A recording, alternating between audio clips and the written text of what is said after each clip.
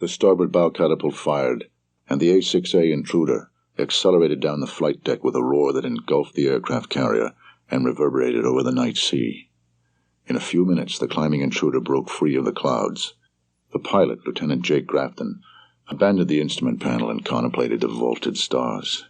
Lieutenant J.G. Morgan McPherson, the bombardier navigator, sat on the pilot's right, his face pressed against the black hood that shielded the radar screen from extraneous light.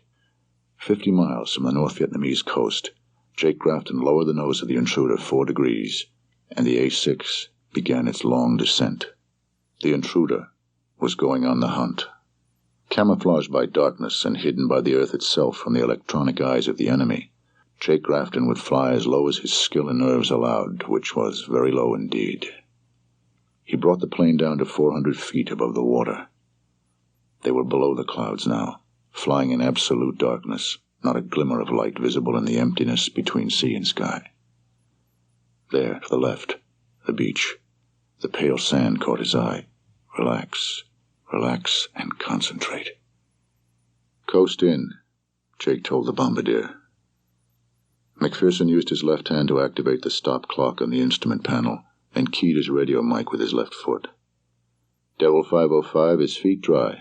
Devil 505 feet dry. A friendly American voice answered. 505, Black Eagle, roger, feet dry. Good hunting. Then silence.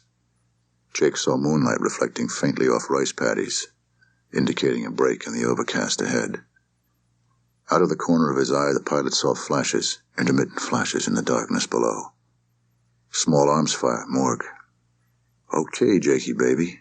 The bombardier never looked up from his radar scope. Jake tried to ignore the muzzle flashes.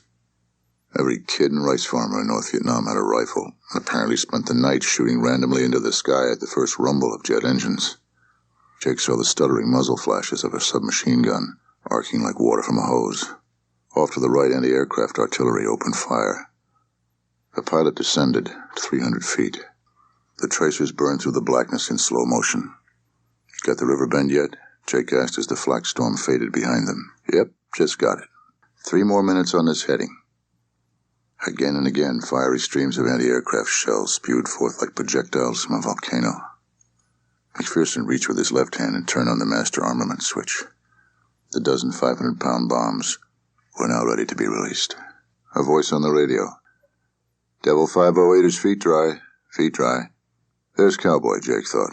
Cowboy was Lieutenant Commander Earl Parker, the pilot of the other A-6 bomber launched moments after them. Like Jake and McPherson, Cowboy and his bombardier were now racing across the earth with a load of bombs destined for a target not worth any man's life. Or so Jake told himself, as he weaved through the tracers, deeper and deeper, into North Vietnam. 2 miles to the turn point, Bombardier reminded him. Come hard left, he told the pilot. Jake dipped the left wing and eased back slightly on the stick. The moonlight bounced off the river below. He let the plane climb 300 feet. See the target yet? I'm on it, stepping into attack. The bombardier flipped a switch, and the computer calculated an attack solution. The word attack lit up in red on the lower edge of the visual display indicator, and the computer-driven display became more complex. Symbols appeared showing the time remaining until weapons release, the relative position of the target, the drift angle, and the steering to the release point. The needle of the airspeed indicator quivered at 480 knots. The stick was alive in the pilot's hand. Any small twitch made the machine leap. Jake's attention was divided among the mechanics of instrument flying, the computer-driven steering symbol on the VDI, and the occasional streams of yellow and red tracers. He felt extraordinarily alive, in absolute control. He could see everything at once, every needle, every gauge, every fireball in the night. McPherson was glued to the radar screen, his entire world a flickering green light. Hot damn, we're going to get him. He feels it too, Jake thought. On this October night in 1972, Devil 505 closed on the target, a suspected truck park, jargon for a penciled triangle on a map, where the unknown persons who picked the targets thought the North Vietnamese might have some trucks parked under the trees, away from the prying eye of aerial photography. Trucks or no trucks, the target was only a place in the forest. The bomb run was all that existed now for Jake Grafton. His life seemed compressed into this moment, without past or future. Everything depended on how well he flew Devil 505 to that precise point in space where the computer would release the bombs to fall upon the target. The release marker on the pilot's VDI marched relentlessly toward the bottom of the display as the plane raced in at 490 knots. At the instant the marker disappeared, the 500-pound bombs were jettisoned from the bomb racks. Both men felt a series of jolts. The attack light was extinguished when the last weapon was released, and only then did Grafton bank left and glance outside. Tracers and muzzle flashes etched the night. Without the drag of the 500-pounders, the two engines pushed the fleeing warplane even faster through the night. Now 500 knots, almost 600 miles per hour. Arm up the rock eyes, Irish. The bombardier reset the armament switches. Grafton kept the engines at full throttle as he scanned the darkness for an anti-aircraft artillery piece he could destroy with the waiting rock-eye cluster bombs still hanging under the wings. Somewhere below, a North Vietnamese peasant heard the swelling whine of jet engines approaching. As the whine quickly rose to a crescendo, he lifted an ancient bolt-action rifle to his shoulder, pointed it at a 45-degree angle into the night above, and pulled the trigger. The bullet punched a tiny hole in the lower forward corner of the canopy plexiglass on the right side of the plane.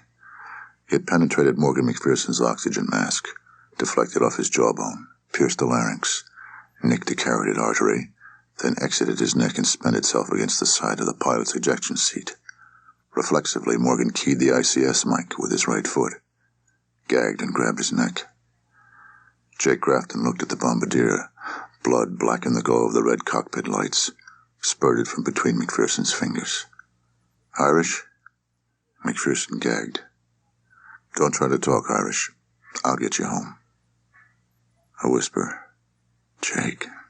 McPherson's hand clutched Jake's arm, then fell away.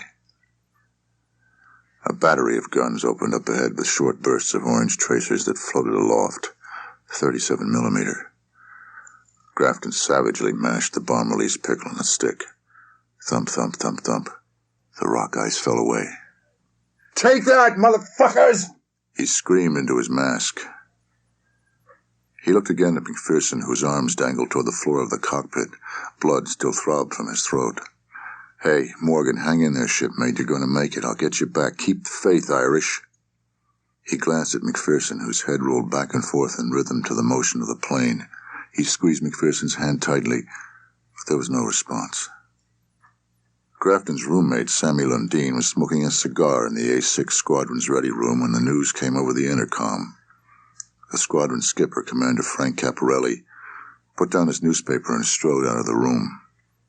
He headed for the Carrier Air Traffic Control Center with Sammy Lundeen right behind, on his way to the landing signal officer's platform. Lundeen's cigar smoldered on the deck where he had dropped it. The Air Ops boss turned to the A-6 skipper who had just entered the compartment. "Frank, looks like your boy must be hit pretty badly. Should be at the ramp in 6 or 7 minutes."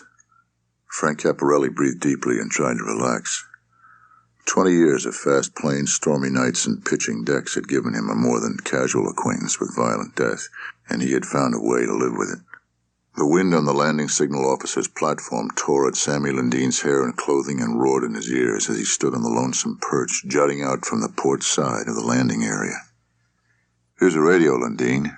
The landing signal officer on duty tonight, Lieutenant Sonny Bob Battles, handed him a radio transceiver. The LSO was an A-7 pilot who had acquired the special designation of landing signal officer. He was qualified to wave aboard all the types of aircraft the ship carried. He was prepared to talk a pilot aboard using only his eyes and the experience he had acquired observing more than 10,000 carrier approaches. "Who's driving 505, Sam?" "Grafton." "Flies with McPherson?" "Yeah." Sonny Bob nodded. Both men heard Grafton give his gear down call. The approach controller started Devil 505 descending on the glide slope. 505, call your needles. Up and right. Concur. A computer aboard ship located the A-6 and provided a glide slope and azimuth display on an instrument in the cockpit. But Jake would have to fly the jet down the glide slope and land it manually. A nerve-wracking and demanding task. On the LSO's platform, Battles and Lundeen searched the darkness. From his perch on the flight deck beside the landing area, the LSO could see the lights of the approaching plane grow brighter. Battles' voice. "You're starting to go low." The engines wound up slightly. Little more power. The engine surged. Too much, you're high. The A-6 approached the end of the ship, its engines howling. Battles was 6 feet out in the landing area, braced against the 30-knot wind, concentrating on the rapidly approaching intruder. He's going for the deck, the LSO told himself as he screamed into the radio. Altitude! Jake Grafton pulled the stick back in response to this last call. The A-6 slammed into the deck and the tailhook snagged the number 2 arresting cable, whipping it out. The A-6 jerked to a halt and rolled backwards. The pilot pushed the button to raise the hook, then applied the brakes. The intruder stopped with another jolt, this time remaining in rest. Jake could see people running toward the plane from the island. He chopped the right engine and opened the canopy. A corpsman in a white shirt scrambled up the ladder on the BN side of the plane and reached for McPherson. Rich, red blood was everywhere. The cockpit was a slaughterhouse. More men were draping themselves over and on the cockpit. They lifted the bombardier's body out of the cockpit and passed him to the waiting hands below. Fighting for self-control, Jake folded the wings and switched off the electronic gear. He became aware of Sammy standing on the ladder beside him. Silence descended on the cockpit. The wind down the flight deck dried the sweat coating Jake's hair and face. He began to chill. He looked again at the blood on his hand, on the stick, blood everywhere under the harsh white light. The pilot looked up into the face of his friend. Sammy. He felt the burning vomit coming up his throat and caught it in his helmet. Camporelli sat in a chair at the desk. Lieutenant Commander Cowboy Parker, the squadron's operations officer, sat on the bunk. As the commanding officer of the A-6 squadron aboard the Shiloh, Frank Camporelli was responsible for 16 aircraft, 40 officers, and 360 enlisted men. 20 years had gone into earning this assignment, and he regarded it as the high point of his career. He was slowly getting used to all these men calling him Skipper. "Sit down, Jake." Camporelli waved at the bunk. Grafton sat down beside Cowboy. "We'd like to hear about the flight again, and ask you a few questions. You read your combat report." The skipper nodded at the papers on his desk. Cowboy Parker took notes on a yellow legal pad. As the squadron operations officer, he was responsible for ensuring that the aircraft were operated in accordance with regulations, the book. They listened to Jake's account of the mission, Camporelli observing the pilot with clear blue eyes that seemed to notice everything. Finally, he leaned back in his chair and propped his feet on the wastebasket. "This whole thing sounds like an unavoidable tragedy to me. We'll get the best results with our airplanes if we use them the way they were designed to be used, that is, low-level, night attack. If we are up high, alone, 5 to 10,000 feet, the SAMs are going to make our life rough. Above 10,000 feet, we don't have enough bombs when you figure the probability of an accurate hit. No," he concluded, "we have to come in low, at night, and occasionally a random bullet is going to do some damage, cost us a plane." He glanced at Grafton. "Or a life." "Okay, that's all. I want to talk to Jake for a moment." Camporelli waited until the footsteps had faded in the passageway before he spoke. "I think you know how I feel. Losing Morgan is damn tough." "Yes, sir, it is." "I want you to write a letter to Morgan's wife. I'll mail it in a few days with one from me. Give her a little time to get over the first shock." "Sure." "Anything you want to tell me about that hop that you don't want in the official reports?" Jake was surprised, and it showed.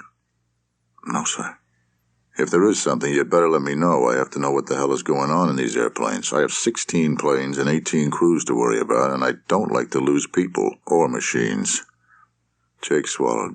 "Skipper, that hop was as straightforward as they come. No fuck-ups. Gomer's just got lucky." Camporelli lit a cigarette. His cropped hair showed flecks of gray, and crow's feet radiated from the corners of his eyes. "What bothers me," Jake's respect for Camporelli warred with his anger over McPherson's death, "is why in hell we keep getting men killed and planes chewed up over garbage targets. A suspected truck park. For God's sake, a good man's life in exchange for some beat-up trucks? If they were there, which is not very damn likely, there's gotta be some better targets in Gomer country. Why can't we bomb something that makes a difference?" The old man leaned back in his chair. "In this war, the politicians and generals do the targeting, based on political considerations." He pronounced political like a preacher using a cuss word. He waved his hand, dismissing the subject of targets and the men responsible for them. All you have to worry about is your ass and your bombardiers. Yes, sir. He spoke more briskly, and I don't want anybody in these airplanes who thinks he's John Wayne on a vengeance mission. Jake Grafton said nothing. Okay, get some sleep, take the night off, and write that letter. It'll be tough, but it'll help get this behind you. Yes, sir. He stood hesitantly and watched the skipper pull a can of Coke from his refrigerator. Thanks, Skipper. If you kill yourself, son, I'll piss on your grave. As he walked toward his own stateroom, Jake decided that Frank Converse was all right. He could tell a man to go to hell and make him happy to be on his way. Jake and Sammy were drinking. Jake was working on a bottle of bourbon while Lundeen, who had to fly in 8 or 10 hours, sipped a can of Coke. How'd you guys do tonight? Sammy asked. Well, you know how hard it is to tell at night. No secondary explosions. But Morg had a ground lock with the track radar, and the system was tight. If we missed, it sure as hell wasn't for lack of trying. Of course, what we hit was probably just a couple acres of forest that some jackass thought we ought to drop a few bombs into. The toothpick hypothesis, Sammy said. After we turn all the big trees into toothpicks, they'll have to surrender. Damn, I wish we had some decent targets. There has to be something in North Vietnam that's worth the trip. Morgan gets zapped and we don't have a goddamn thing to show for it, not even a secondary explosion, and the skipper says there's nothing we can do about it. Well, at least it won't go on much longer, Sammy said. What do you mean? Haven't you heard? Kissinger just announced peace is at hand. It was on the closed-circuit television last night. War's almost over. Oh, shit, you and Morgan were flying when they announced it. Didn't anybody tell you? No. Christ, man, I'm sorry. I am really sorry. 3 o'clock in the morning. Sammy Lundeen was flying somewhere over North Vietnam. Morgan McPherson was in a body bag in the ship's morgue. Jake had drunk too much bourbon. His head throbbed and his hands shook. His mind kept coming back to the flight obsessively. That bullet that got Irish could have smacked me instead, he thought. 2 inches lower and it would have gone under his chin and got me in the ear. Smack. I wouldn't even have felt it, just smack and nothing. He reached in and turned on the fluorescent tube that lighted a small work area but left most of the room in darkness. The subdued light gave the room an intimacy that seemed almost impossible on a 95,000-ton warship with a crew of 5,000. Jake turned off all the other lights in the stateroom so he could seek refuge in the secure world of the lamp. What could he possibly say to Sharon McPherson? Dear Sharon, I'm sorry I got your husband killed. How could he say he was sorry and make it mean anything? Her world gets smashed to bits and he's sorry. What do you say to the widow of the man who had saved your life? Now he was dead. 2 years of flying together and hundreds of thousands of miles later, he was dead. He began to write. After 3 drafts, he had the semblance of an acceptable letter, the best he could manage. Dear Sharon, by now you have been notified of Morgan's death in action. He was killed in a night strike on a target in North Vietnam, doing the best he could for his country. That fact will never fill the emptiness that his passing leaves, but it will make him shine even brighter in my memory. I flew with Morgan for over 2 years. We spent over 600 hours together in the air. I knew him perhaps as well as any man could know another. We both loved flying, and that shared love sealed our friendship. Since I knew him so well, I am well aware of the depth of his love for you and Bobby, and realize the magnitude of the tragedy of his passing. You have my deepest and most sincere sympathy, Jake. What would she think when she read it? 10 or 20 years from now, on a cool spring day when she's cleaning the attic, would she find this letter from her lost past? The paper would be faded and yellow then. He turned off the light and lay down in his bunk. Tired as he was, sleep would not come. There must be something he could have done differently. But the bullet had come out of nowhere. Now Morgan was dead, and for what? He wanted to get the bastards for that. Camporelli's words came back to him. I don't want anybody in those planes who thinks he's John Wayne on a vengeance mission. But it was damn hard not to want revenge. An eye for an eye, a tooth for a tooth, a body for a body. He lay a long time, listening to the sounds of the ship. Grafton slept until almost 5 p.m. when Lundin shook him awake. "Time to go eat. You'll be awful hungry tonight, pal." "What's for dinner?" "Curry." "Forget it. I'll eat popcorn at the movie. Go away, let me sleep. If you don't get up now, you'll never sleep tonight." "Are we headed for Subic Bay?" U.S. Naval Station Subic Bay and the adjoining U.S. Naval Air Station, QB Point, the Philippines, were not places normally advertised on travel posters, but dry land is dry land. Well, it was dry land until a tropical storm opened heaven's gates, but then a sailor could always rationalize that mud is preferable to salt water. "Yep, headed for 5 glorious days and lusty nights in the sweetest spot this side of Tijuana," Sammy Lundin said. Jake turned on the bunk light and sat up in bed. "I've made a big decision, Sammy. I'm going to quit the Navy." "What are you going to do when you're out?" "Just what every other history major does when he hits the big wide world. Sell used cars or insurance. Life's a bitch and then you die. You need to turn your mind to something important, like getting laid, this time in port." "Sure, all I need is a good dose of the clap." Jake picked up his soap, shampoo, and towel and headed for the shower. "Son of a bitch," Jake muttered to himself as the water massaged his body. "Flying's like a goddamn drug. I've centered my life around it, and when the euphoria is gone, reality is completely grim. Here I stand, feet firmly planted on the shower floor, and the only truth is that Morgan is dead and the targets are crap. Maybe some Soviet spy leaves a list of useless places on the Pentagon desk every night, and the military puts it on the wires the next day. It's a wonder we haven't been ordered to attack the Haiphong garbage dump."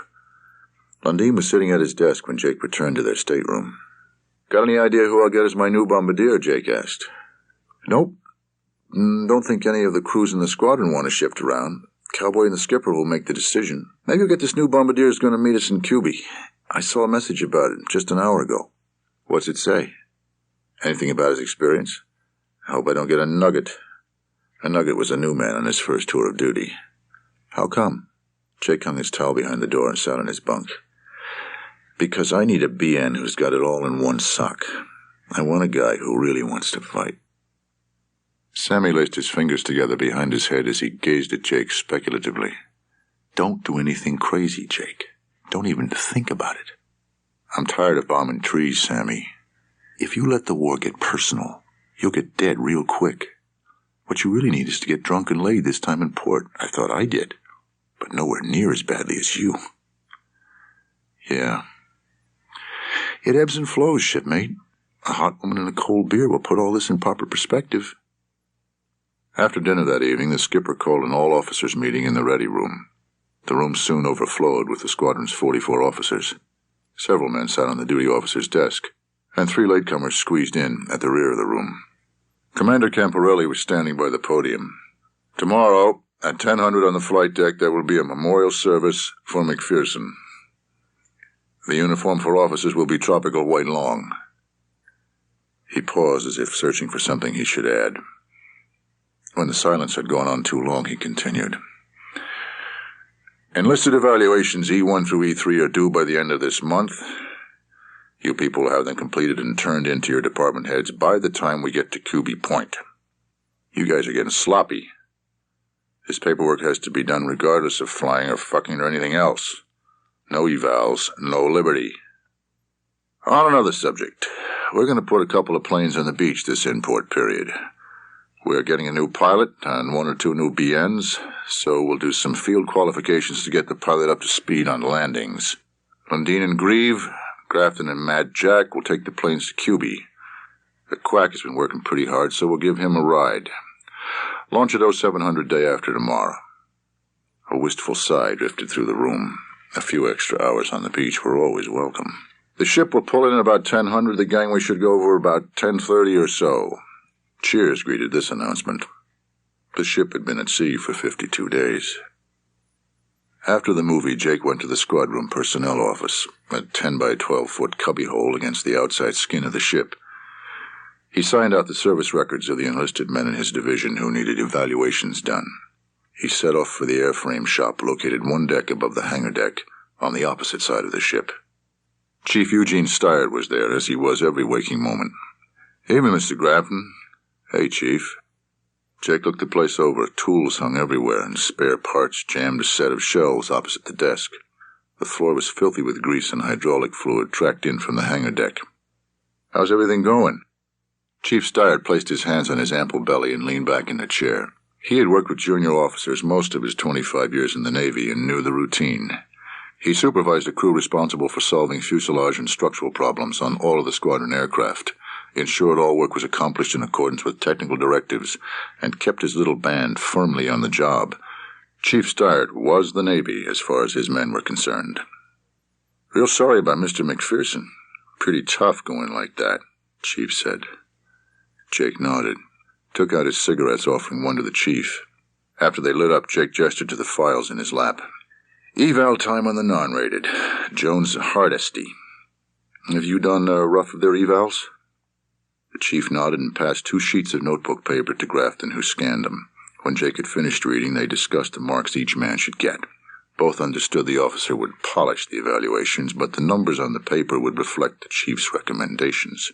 If the men ever thought that Chief Steyert did not have a firm grip over their destinies, his ability to rule his little fiefdom would be impaired.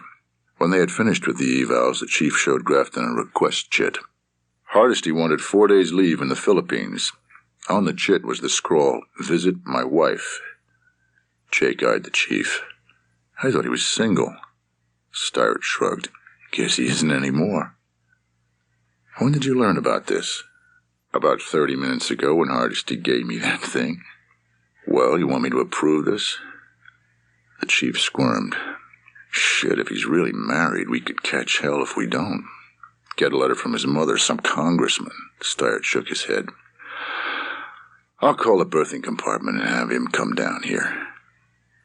He dialed the number. "You think this marriage is for real, Chief? Do you think Hardesty has thought this through?" "I doubt it. Thinking has always been one of Hardesty's weak areas. He's got a picture of her. She's a looker. He probably met her in some bar or whorehouse, probably the first piece of ass he's ever had." Hardesty came in. He was 19 years old, had been in the Navy 10 months, had an 11th grade education, and a bad case of acne. Shaved probably once a week. "What is this about you being married? I thought you were single," Jake said. "I didn't tell nobody about it till he put this chit in." "When did you get married?" "Last time in port, about 2 months ago." Hardesty looked at his shoes. "Do you know there is a requirement to get permission from the Navy before you marry a foreign national?" "No, sir." Hardesty didn't look up.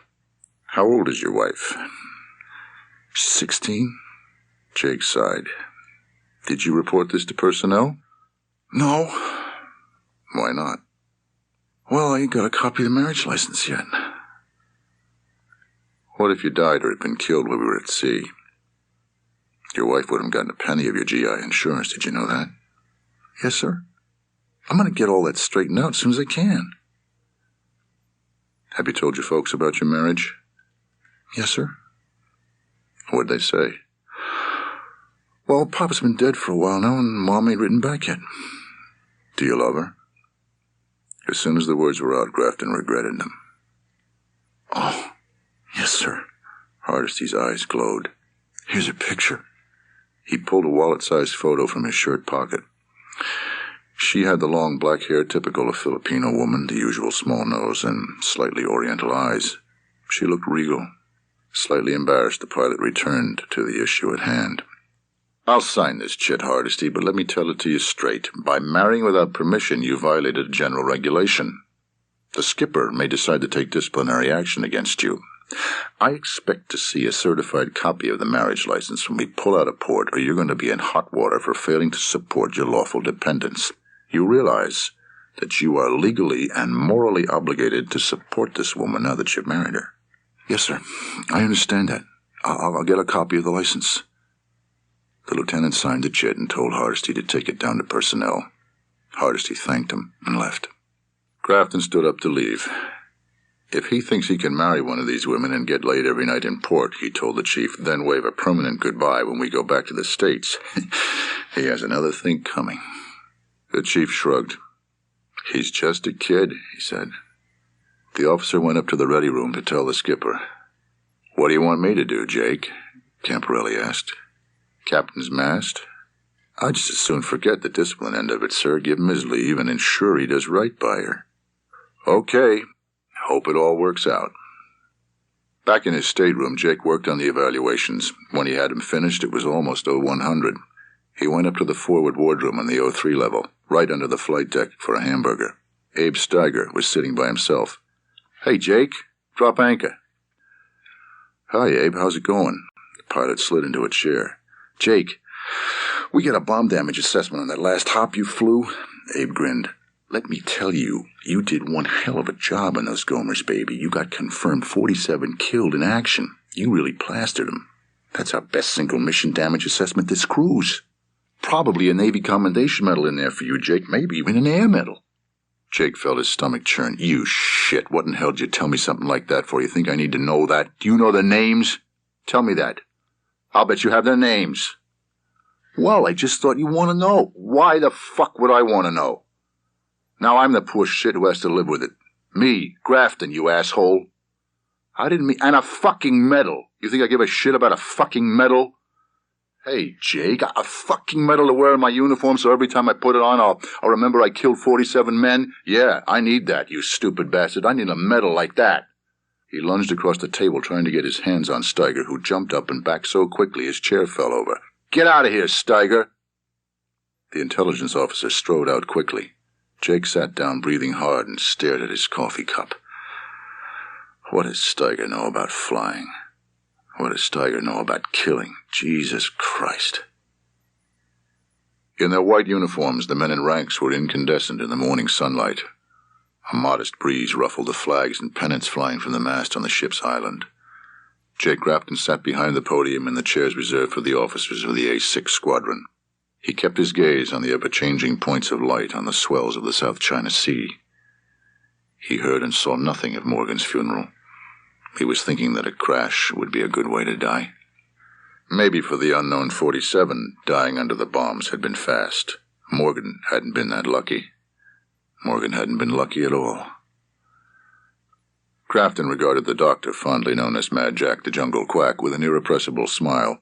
The medical man looked slightly ridiculous with his girth encased in 40 pounds of flight gear. He looked, Jake thought, like a giant pear, or even, and Jake smiled more broadly, an egg with legs. Okay, Jack, you've flown in these pigs before? Mad Jack nodded affirmatively. A sheen of perspiration was visible on his forehead. Well, you're in for the thrill of the month. This will be about the most exciting thing you've ever done with your clothes on. Just keep your hands in your lap. Don't touch a single switch knob or anything at all, and do like I tell you. Mad Jack bobbed his head. The only time you'll have to do anything is if I tell you to eject. The command will be eject, eject, eject, 3 times. More head bobs, nervous ones. Feel free to ask questions, talk, tell jokes, lie, whatever. I want you to enjoy the hop. Jake smiled. He really meant it. Lundine's plane was ahead and to the left of Jake's as 10 minutes after launching, they approached the coast of Luzon. Low green mountains rose out of the cobalt sea, and early morning shadows played across the white sand beach. The 2 planes dropped to 200 feet and turned northward, about 500 yards out to sea, parallel to the surf.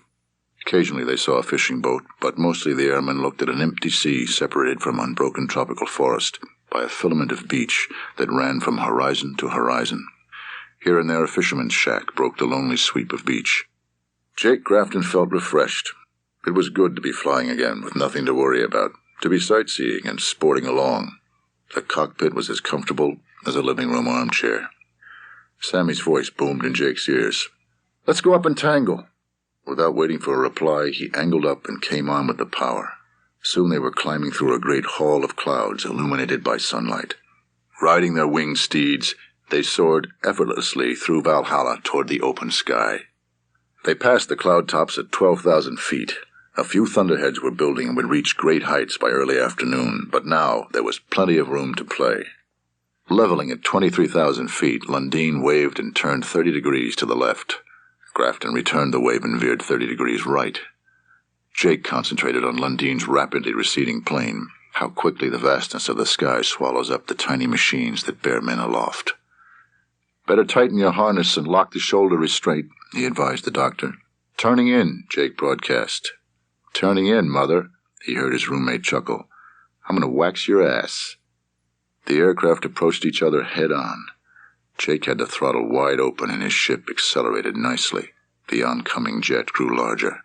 "Loser buys." They came together at a combined speed of well over 1,000 miles per hour. Lundin went past Jake's left side, his wingtip a scant 50 feet away. Grafton yanked his stick back into the left. The G-forces tore at his body, but he scarcely noticed. He was craning his head over his left shoulder, trying to see which way Lundin had turned. For several seconds he couldn't locate his opponent. He rolled the ship into 90 degrees of bank and pulled harder on the stick. Mad Jack groaned. Then Jake saw the other intruder. Lundin and he were canopy to canopy on the opposite sides of an invisible circle, headed in opposite directions, his eyes fixed on his opponent. In seconds he was only 90 degrees off Lundin's heading, but several thousand feet above him in a lopsided loop, 135 degrees of bank, and coming in on his opponent's stern quarter. Lundin was having none of it. He sheered away from Grafton and dived. Jake relaxed the stick and did a slow roll into a wing-level dive, only 300 knots. Lundin had more airspeed and drew steadily away, going downward. Both machines accelerated, but Sammy's lead was almost 3 miles. He was far below and still diving. Then Jake saw the nose of Lundin's ship come up. He's doing an Immelman turn, thought Jake, a half loop with a half roll on top. He shallowed his dive, and the two planes flashed past head-on again, Grafton right side up, and Lundin upside down at the top of the loop, flying a little over 200 knots. It was good to feel the plane respond to the slightest pressure on the controls, good to see the earth and sky tumble and change positions, good to fly free. Occasional scans of the fuel gauge and engine instruments were the only concessions to the machine. The pilots worked their sticks and rudders instinctively as training and experience had taught them to do. Each focused entirely on the location of the other aircraft and tried to anticipate his opponent's next maneuver. It was as if men and machine were fused. The fuel was blood, the engines muscle, the wings and speed and soaring flight, their spirit. This was flying as the ancients had dreamed of it when they watched the birds swoop and dart. The doctor rode in silence. This was a job for a younger man with a cast-iron stomach. Mad Jack looked left and met the smiling eyes of Jake Grafton. The pilot winked at him. Once on the ground at QB Point Naval Air Station, the planes taxied to the parking mat near the carrier pier. A sailor guided them into their parking places, and another man chalked the wheels. With the canopy open and the engines sighing into silence, Jake Grafton removed his helmet and let the afternoon breeze cool his soaking wet hair. The doctor did the same. Jake ran his hand over his hair and used a finger to squeegee the perspiration from his eyebrows. "What do you think, Jack? Is it worth the final crash?" Before Mad Jack could answer, they were interrupted by Lundin, walking toward them with his helmet bag in his hand. "Jake, I want that beer you owe me." "You can have anything they got, Sam. You're buying." Lundin gestured at the heavens. "Have you no honor? God is watching you, Grafton, to see if you will pay a debt of honor, a wager fairly made and fairly lost. There are 2 gates up there, you know, one for winners and one for welchers. You'll be going in that back gate while I'm around front with St. Pete listing my virtues." "Well, fellas," Mad Jack told the airman, "I'm on duty today, so I have to go back aboard." He stuck out his hand to Jake. "Thanks for the flight." The doctor smiled. "Maybe you're right. Living fast might be worth the final crash. Maybe that's the secret you flyers know." Grafton grinned and shook the offered hand. "See you later, Jack."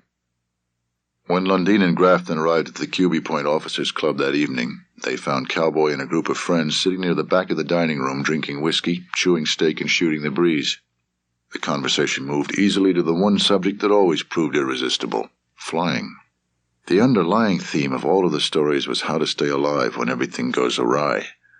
How the narrator survived despite his own ineptness, ignorance, and stupidity when the world turned to shit and the arresting gear cable broke, or the catapult fired with not enough steam to get him to flying speed, or the tie-down chain snapped and he slid over the side into the hungry sea. Jake wandered down to where the boxman, Razor DeFee, and Big Augie were huddled around a table crowned with empty beer cans. "Let's hit the beach," said the boxman, standing up. "Let's cross the bridge. You coming, Jake?" "Thought I'd hang around here for a while." "Better come, Jake. There's bound to be one honey in Post City that you can fall in love with." "Well..." The walk across the bridge connecting the naval base and Alonga Post City always sobered Jake. Children sat in boats amid the filth of the canal and called for sailors to throw them coins. Jake looked over the rail. The stench from one of the world's largest open sewers knocked him back. "Hey, Joe, throw me a quarter." A boy about 10 stood precariously in the bow of a boat holding a fishnet in his hands. Jake shook his head. "Throw me a dime, Joe. Come on, Joe. Just a lousy dime." "Sorry, kid." "You're a cheap bastard, Joe. Throw me a nickel and show me you're not a cheap bastard." Jake found a quarter and tossed it toward the boy, who fielded it expertly in his net. "Thanks, Joe. Hope you don't catch the clap." The kid's white teeth flashed in his brown face. The boxman grabbed his arm. "The American Club is where it's at, and where it's at is where we want to be." The 5 men picked their way along the street, avoiding the cluster of sailors and the Hey Joe kids begging money or selling glass necklaces. They dodged mud and water thrown up by ancient Willys jeeps with canvas tops. Filipino soldiers wearing cartridge belts and carrying shotguns or submachine guns sauntered along the street. In the doorway of every bar, a bouncer, armed extravagantly, stood sentinel. "You sort of expect to see Pancho Villa come riding down the street," Jake said. Post City had never failed to disturb him deeply. "If they ever give the world an enema, this is where they'll stick the tube," Box observed. "Come on, let's go in here. I know some of the girls." He dived into a dark doorway. One of the girls greeted the boxman with glee. "Ah, Box, you're back," she squealed and threw her arms around his neck.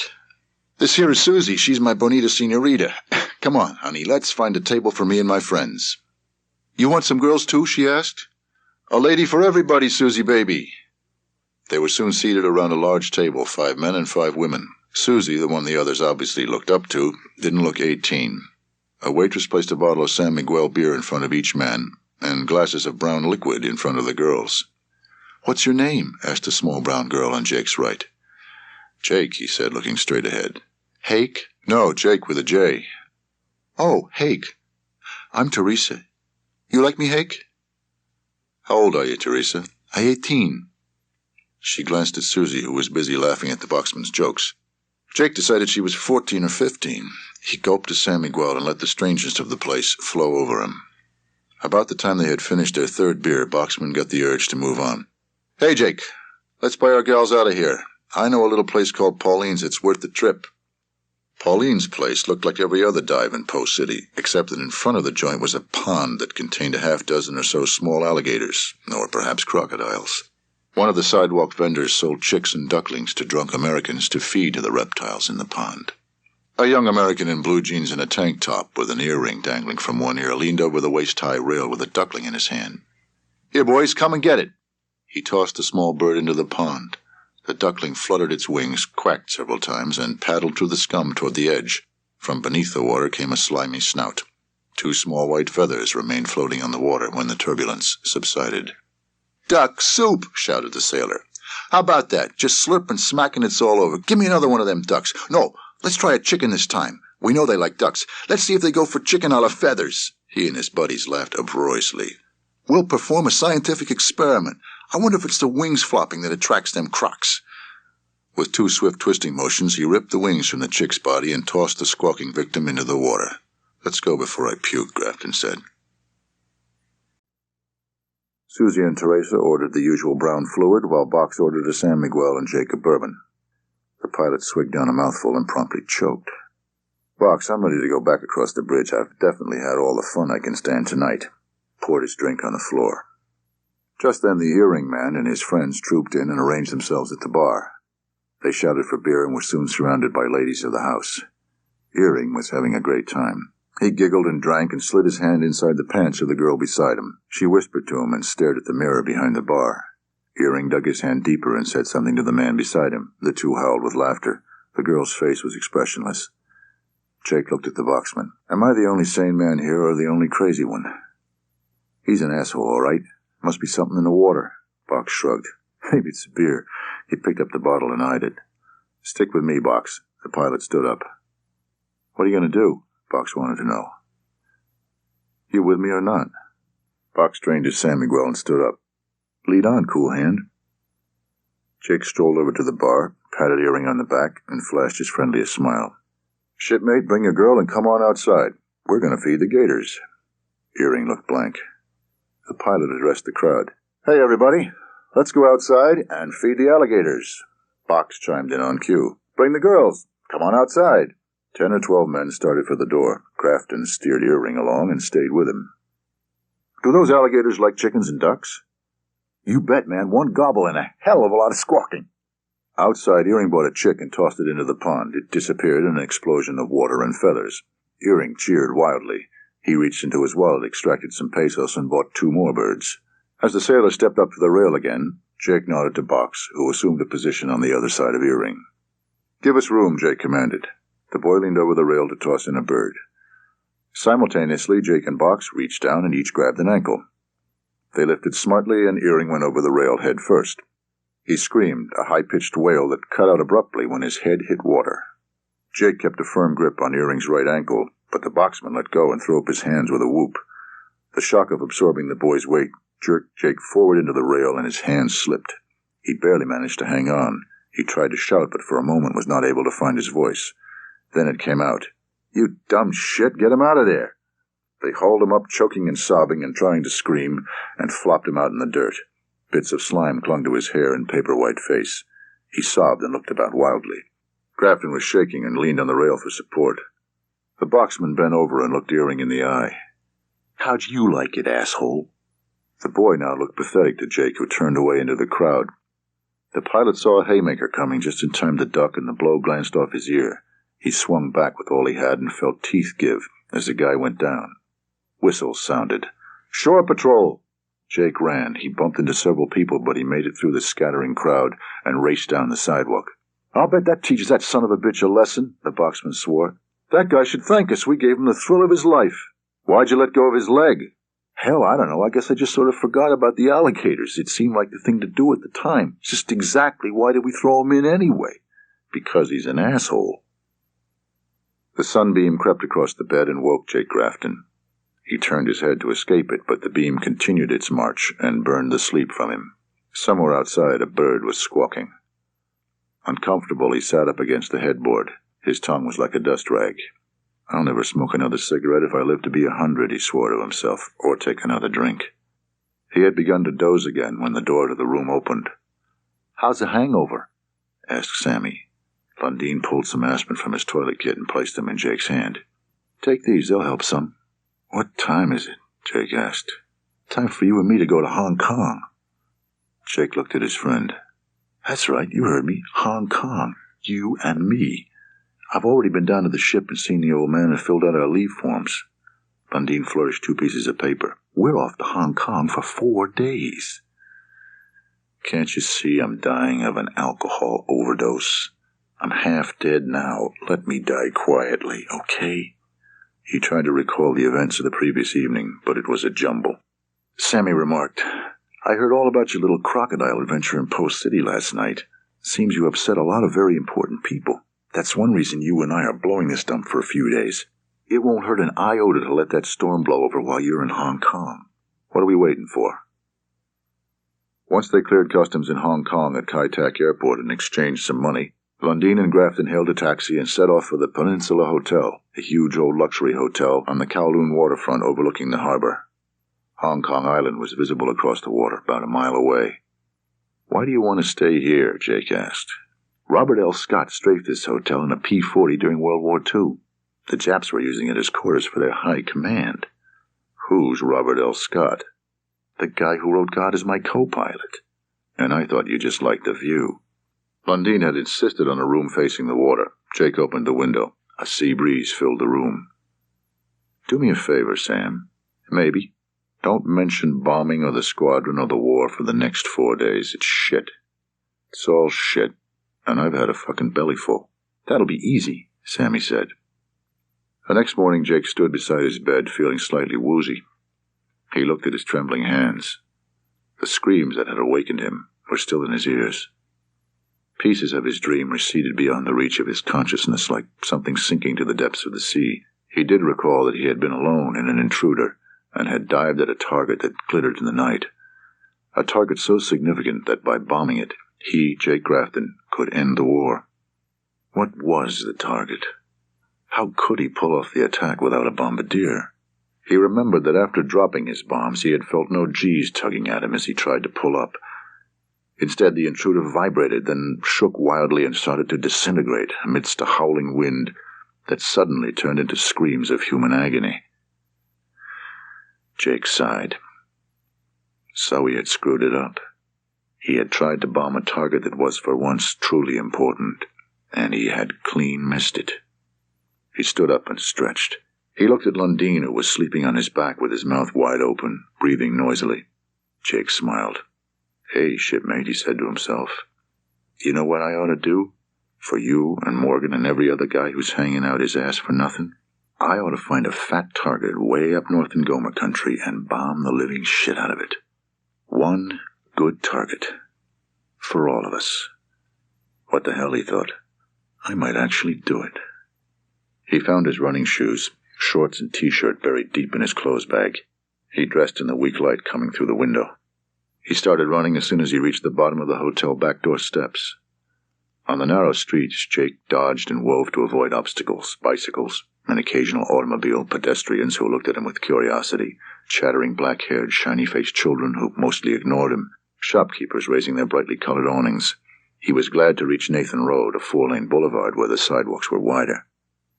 After he had run about a mile and a half, he saw a young white woman in a vivid red sweater, a straw hat, and jeans. She was sitting on a small metal stool beneath a low awning at the entrance to an alley that ran between 2 apartment buildings. In her lap was a sketch pad, which he glanced at as he ran behind her. He saw the vague outlines of buildings and the beginnings of some human figures. He decided that he'd run for 10 more minutes, 5 minutes in the same direction, and then he'd circle back and hope to find the woman again. 20 minutes or so would be a good run, enough for one day. She was still there, sketching under the awning when he returned. A crowd of children ranging in age perhaps from 5 to 8 played in the alley and on the sidewalk, oblivious to the drizzle. The drawing had progressed markedly. The buildings and storefronts had taken shape, and she was working on the children, who seemed to present a challenge because she erased some legs. Jake had been standing behind her, and now he moved up to her left. "You're doing a nice job," he said. "Thanks." She looked quickly at Jake, who noticed that her eyes were very dark and that she appeared to be in her mid-20s. "But I'm afraid it's really not very good." She brushed away the eraser crumbs with the edge of her hand. "It's tough when your models won't sit still." She was working on the children again and didn't respond right away. "I'm not sure that it would make any difference if they were still as statues," she said, not looking up. "I've always had trouble with legs, bare human legs, that is. Children always give me fits. Damn their pudgy little knees." Jake chuckled. "I have a solution. I'll go down the street and buy long pants for all these kids." She turned her head and looked at him. She smiled. Her white teeth contrasted with her tanned face, and her complexion was clear, except for a small brown mole on her left temple. She wore no makeup that Jake could detect. She swiveled on her stool to face him and smoothed her jeans as if she were wearing a skirt. "You're in the service, aren't you?" she said, stating it as a fact. Jake was surprised. "How'd you know?" "Your haircut. It's easy to spot a military man, but your t-shirt threw me off. Are you really a member of the Jersey City Athletic Club?" "No, I stole this t-shirt from a guy named Cowboy Parker. He stole it from a guy named Little Augie. It's only mine until someone steals it from me." "Cowboy, Little Augie. Is this the Air Force or Navy we're talking about?" "Navy. I'm a pilot." "A carrier pilot? Do you fly over Vietnam?" "Unfortunately." "Why unfortunately?" "It's a lousy business."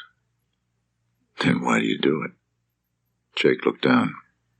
"You wear the uniform, you take the pay, you fly where they tell you." "That's not very illuminating," she said. "So you're here on leave. How long will you be in Hong Kong?" "Just a few days. I have to leave Monday morning. What would you say to getting something hot to drink? Coffee, tea, or whatever?" "Sorry, I have a date to go shopping this morning with a friend. I'm meeting her at 10. "Any chance we can get together later for lunch or dinner? I'd like to get to know you better." She stood facing him now, with her arms crossed in front of her. "Well, I've been asking most of the questions. I know something about you, but you don't know anything about me. You didn't ask my name. Got me there. What is it?" Jake Grafton." "Hello, Jake." She began unfolding her raincoat. "It was nice talking to you." Without forethought, he put his hand lightly on her left shoulder. Her shoulder fit in the palm of his hand. He felt the smallness of her bones and the warmth of her body through the sweater. She took a step away from him. Jake said, "I guess I'm not the kind of guy who naturally asks a lot of questions." She started putting on her raincoat. He didn't want her to leave. "I really would like to know you better. It would help to know your name." She took a deep breath. "Callie." "Callie?" "Yes, that's right." "Last name?" "Mackenzie." Jake nodded his head in acknowledgement. "Well," she said, "don't you think Callie is an unusual name?" "I've never heard it before. But you want to know how I got it?" "Hellbite, how did you get it?" "I'm glad you asked something," said Callie. "When I was little, my brother, who was just a tot, had trouble saying my name, which is Carolyn. So Theron, my brother, called me Callie. It was easier for him to say." Jake smiled. "Theron?"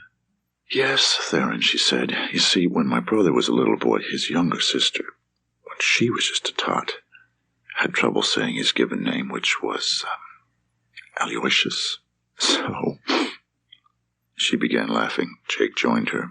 They stood facing each other as pedestrians moved around them. "Jake, you're shivering. Your shirt is soaked. You better get back where you can put on dry clothes. Where are you staying?" "The Peninsula Hotel." "Oh, Peninsula. It's a wonderful hotel. Absolutely first class. Do you like it?" "Yeah, but it's expensive. Guess you get what you pay for." "You too with the Peninsula. I had a room there for a few days when I first came to Hong Kong before I moved into an apartment. Nice place, only a couple of minutes from where I work." Callie lifted her straw hat and brushed her hair back with her hand. Her hair was curly and reached to her shoulders. It was dark brown, but her eyes were darker and shone like black marbles. "Well," she said, "don't you want to know where I work?" Jake smirked. "Sure. Of course I do. I've been wondering about that. Since you asked, I work at the American Consulate." "What do you do there?" "Mostly I examine the cases of mainland Chinese refugees who want to obtain visas to the U.S. Do you like the work?" "It's okay. The State Department requires a lot of paperwork for these visas, and sometimes I feel as if we're papering over the human misery of the Chinese refugees. These people have risked everything to escape to Hong Kong. Paper shufflers. Well, they're everywhere. They're the ones who really inherit the earth." "Too true. Listen, Jake, I really do have to go, and you need to get back to the pen." She picked up her bag and put her arm through the straps. "Callie, couldn't we get together for lunch?" She shook her head. "How about dinner?" "Thanks, but I'm afraid I can't make dinner." "Why don't we take a walk this afternoon, maybe see some sights?" "It doesn't look like a good day for it." She sighed. "Tell you what, I could meet you for tea." "For tea? Haven't you ever met anyone for tea before?" "Nope, but I'm game. Where do we meet?" "At your hotel in the lobby. They do a lovely tea there." 4:30? 4:30 would be fine, said Jake. "I'll be there."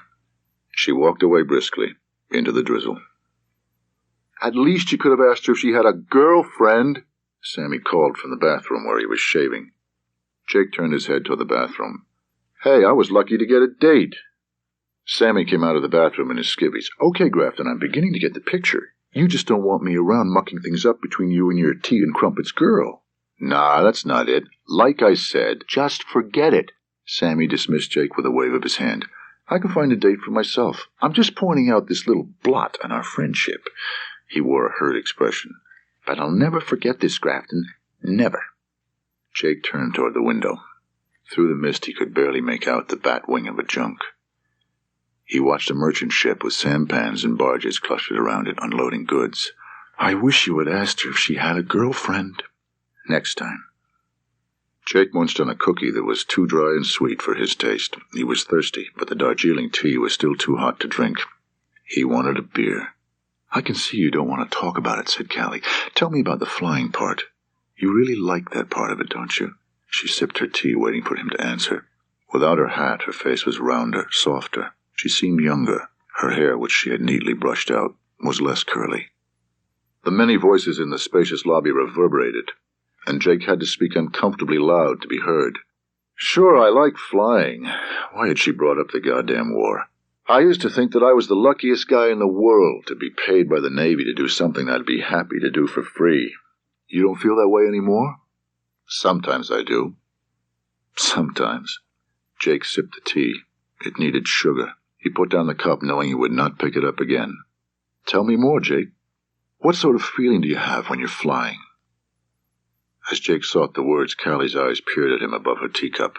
"Well," said Jake, "it's like the rest of the world is working. At school, in factories, in offices. But there you are, sitting in your cockpit, feeling like you're getting away with something, flying smoothly along, enjoying the sky and the clouds and looking down at the earth. You are free and unfettered and feel privileged you can fly. Jake paused.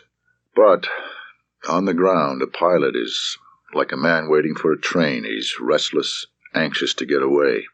A pilot just bides his time until his plane can take him away again, into the air. He feels like a visitor when he's down on the ground. Callie put down her cup. I like the way you put that. Jake had felt his voice growing hoarse as he talked. I'm awfully thirsty. Why don't we move to the bar? Callie had ordered a gin and tonic, and Jake was halfway through a bottle of San Miguel beer. There were only a few people in the bar, and the piano was unmanned. I'm not sure you enjoyed the tea, Callie said. Jake smiled. I guess I felt out of place. They don't have many teas where I come from. Where are you from? A small town in Virginia called Ridgeville, not too far from the North Carolina border. Not a hell of a lot happens there. Jake took a swig of beer. Where are you from? Chicago. Hyde Park. The neighborhood around the University of Chicago. My father teaches in the business school, and my mother's in the foreign language department. Did you go there? Most certainly. It was preordained. I did both my undergraduate and graduate work there, in foreign languages, of course. A great family affair, said Jake. That was the problem. Both Mom and Dad assumed that I would pursue an academic career. They were pretty upset when I took the Foreign Service exam, and more upset when I passed it. They pleaded with me to go for a doctorate, but, as the saying goes, I wanted to see the world. And you wanted to be your own person. That was a good part of it, sure. You must speak Chinese, then. Mm-hmm. I speak Mandarin mostly, and I'm studying Cantonese here. I'm impressed. I'd like to know about your hometown, said Callie. What do people do there? They farm mostly, grow a lot of vegetables. Those who don't farm sell stuff to those who do. Tell me something that captures the flavor of the place. Jake thought a moment, then said, The last time I was home on leave, the big news in Ridgeville, VA, was that the movie projector in the plaza had been broken for 2 months. The guy who owns the plaza, who'd been promising everybody for months that he'd buy a new projector, had at last admitted that maybe a new projector was too expensive, and the plaza's the only theater in town. What a tragedy, said Callie. Yep, and the other big news was that Sam Chaplin's 16-year-old daughter, Sam runs the Ford dealership, had gotten pregnant. No, for the second time. Really? Said Callie. I bet I know when it happened. Jake grinned. You do? Uh-huh. It happened one night soon after the projector broke down at the plaza. You got it. And you know what? There were about 15 other women in town who all just happened to be about 2 months pregnant. I think we should drink to the plaza. Callie lifted her glass. May it quickly get a new projector. Their glasses clinked. Jake gestured to the waiter for another round of drinks. I'm going to be in great shape for tonight, said Callie. Jake looked at her quizzically. Codell, a congressional delegation, arrived yesterday. The consul general is having a reception for them tonight at his place. I don't think he'd appreciate it if I passed out on the carpet. Do you want to go? Said Jake. He had a sinking feeling. I'm not terribly excited about going. Why don't you bag it, then? I should be there. It's part of my job. I'm the Codell control officer. Why aren't you out controlling them now? They wanted to go shopping, so I have some time off. Theoretically, they're here to look at what differences Nixon's trip has made in Chinese attitudes toward America. We always have a difficult time figuring out how to handle Codells. Handle them roughly, without mercy, just the way the voters handle them. He enjoyed her laughter. What about your other work at the consulate? Your work involving visas. How do you like it? There's a lot of paperwork, a lot of drudgery, but there are things about it I like, too. I like talking to the young people who want to study in the U.S.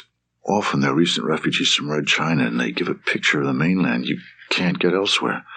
Some of the stories they tell about how they escaped are awesome. Callie had been holding her drink in her hands. Now she put it down and leaned toward Jake.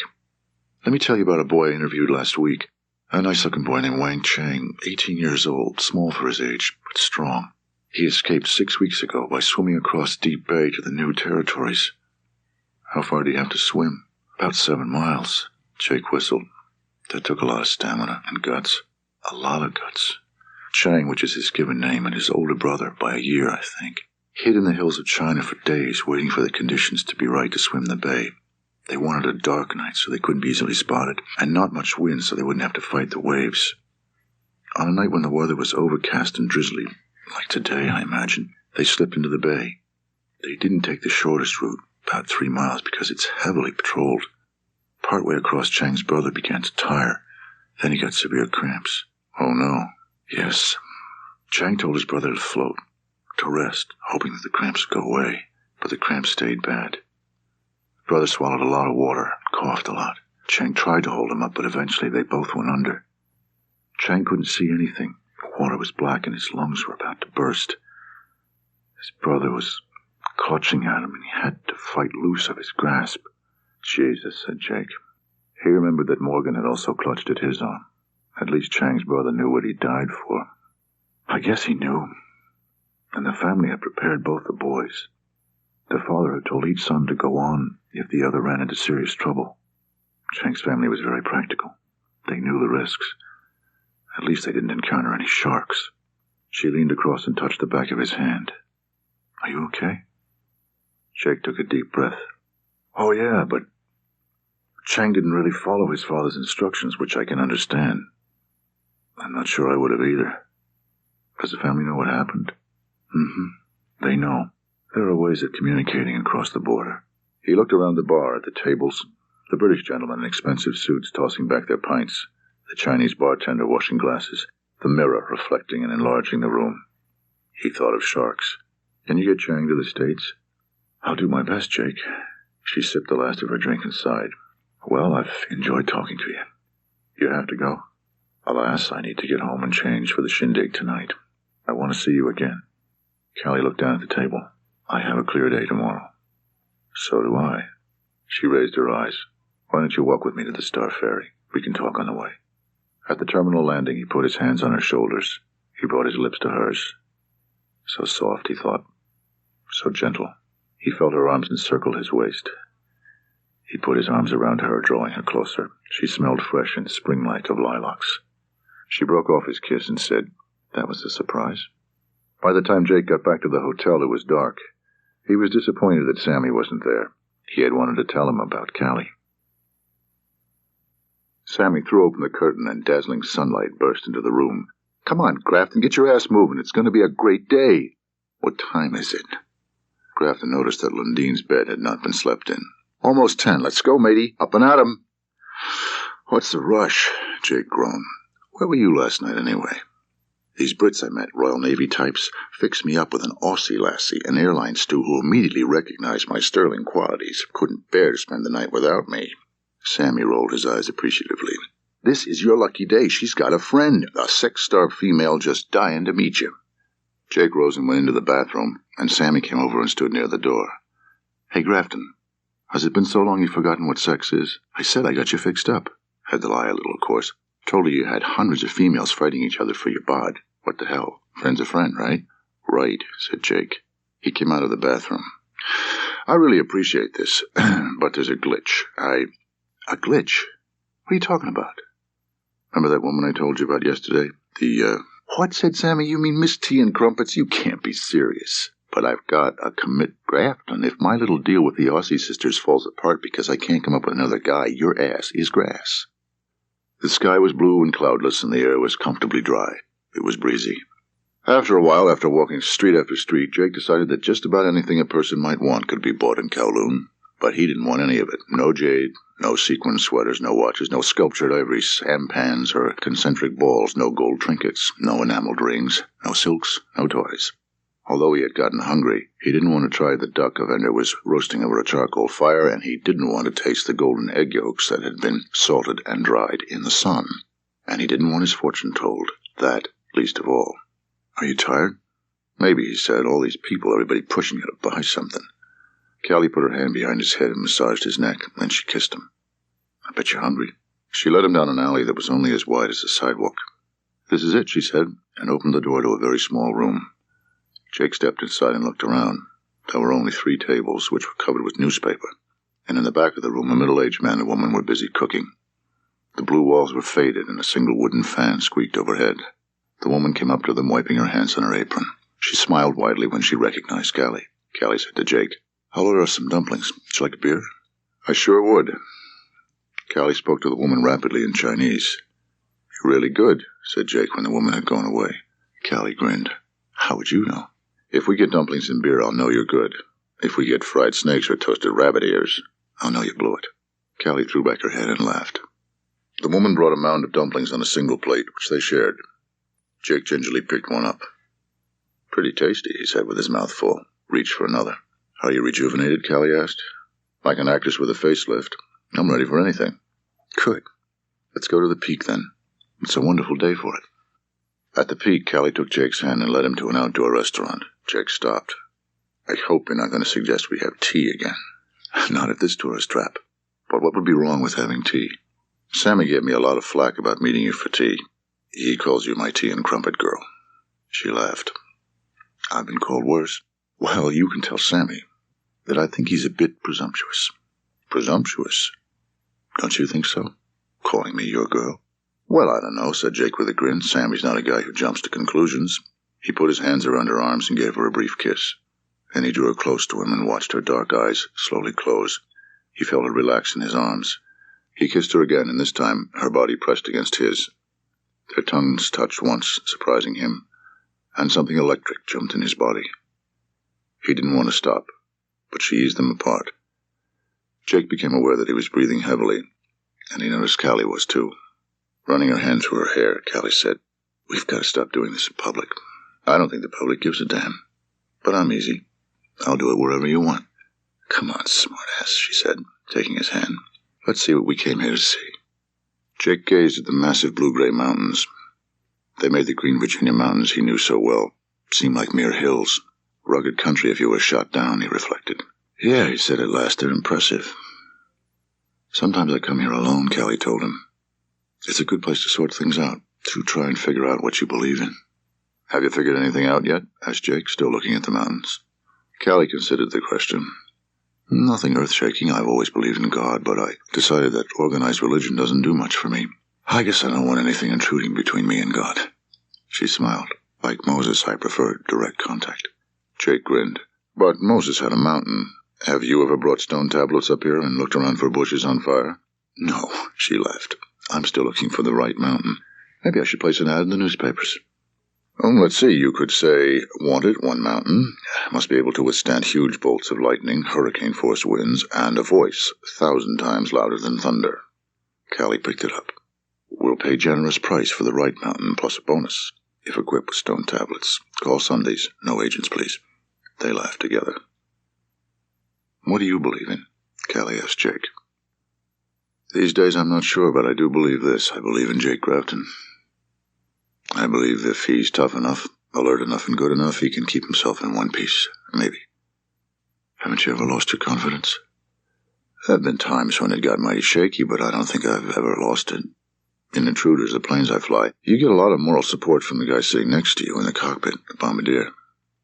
This flying you do sounds tough. I guess you can't afford to make mistakes. Every pilot makes mistakes. In fact, there's no such thing as a perfect flight. You make a lot of mistakes. Some you correct and some you can't. You just can't make the mistake that will kill you. That's where the confidence comes in. You have to know you'll never make that fatal slip. I'm still not sure what you believe in, besides Jake Grafton. I believe in keeping the faith with the guys I fly with. You try not to let each other down. Has to be that way, especially with your bombardier. Jake raised his head.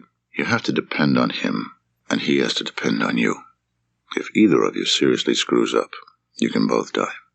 There has to be the feeling between you of great trust. But it's not anything you talk about. If it's there, you know it. If it's not, you know that too. He hadn't planned to tell her about Morgan. When he started out, he wondered why he was telling her.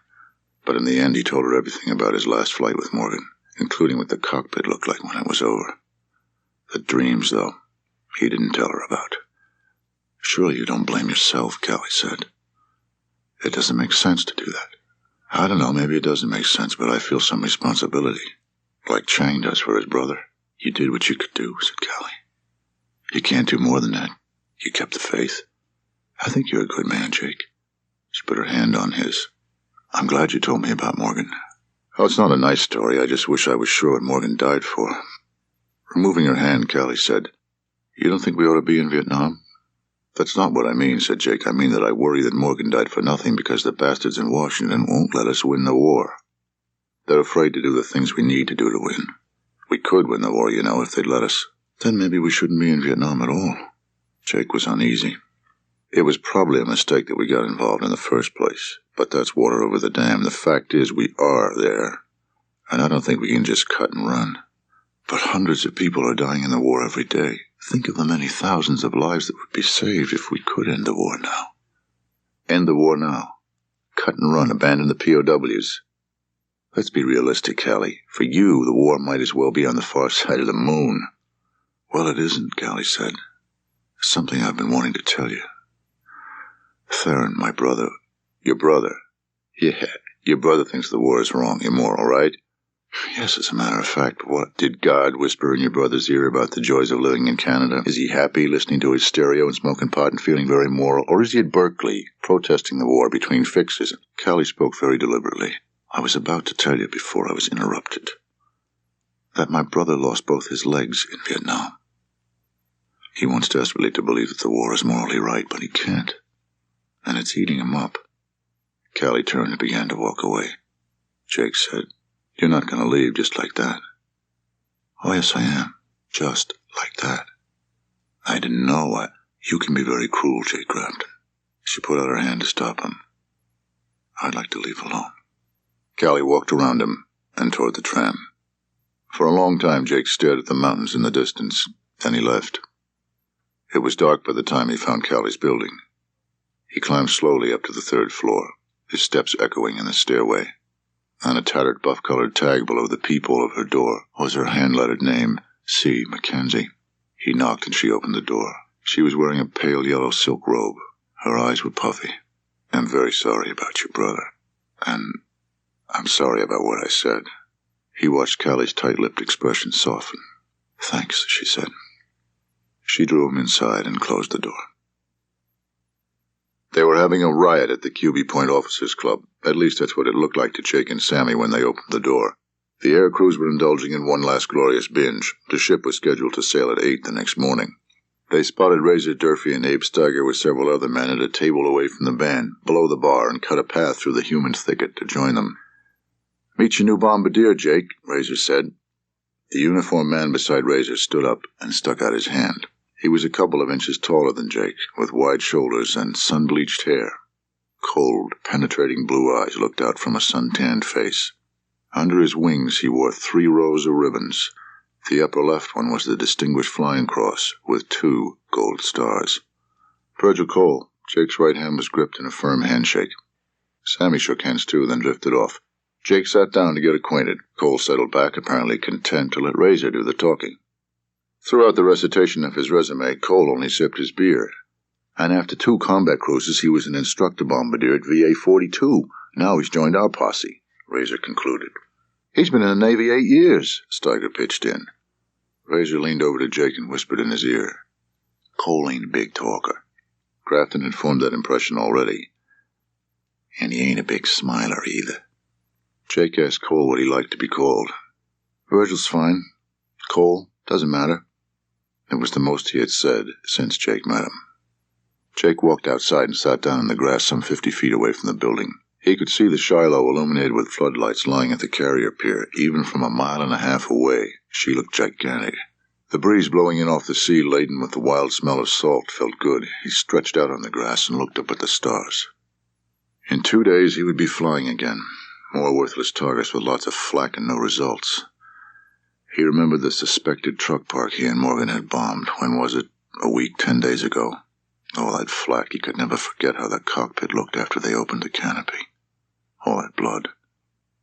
And now he had a new bombardier. The Shiloh was underway at 0600 the next morning, as the sun crept over the scalloped rim of the mountains bordering the bay. The tugs helped her from the pier, and then under her own power, she turned and made for the channel to the sea. Later that day, Jake looked up Chief Styatt. So where's our newlywed, Jake asked. Chief Styatt sent for Hardesty. Hardesty arrived looking pale. How did your leave go? Jake asked. Okay. Did you make it down to Manila? Mm-hmm, replied the boy, averting his eyes toward the deck. The chief tells me you went down to personnel this morning and filled out the paperwork on your wife. Hardesty merely nodded. This is like pulling teeth, Jake thought. Got a copy of the marriage certificate with you? Hardesty handed a large parchment document to Jake without looking at him. It was the original, and in Spanish. Hardesty's name was there, John Thomas Hardesty, and Consuelo Maria Garcia Lopez de Hernandez. Lots of official signatures, a couple of wax seals, and a date.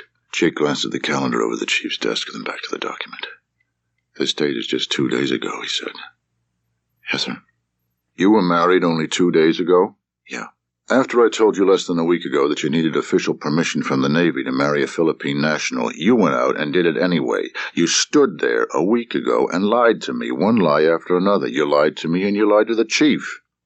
The boy glanced up, ready to reply, but Jake cut him off. Goddamn, Hardesty, do you think this is a Boy Scout camp? What the hell else are you going to lie about? Are you going to come in here and tell the chief you fixed a plane when you haven't?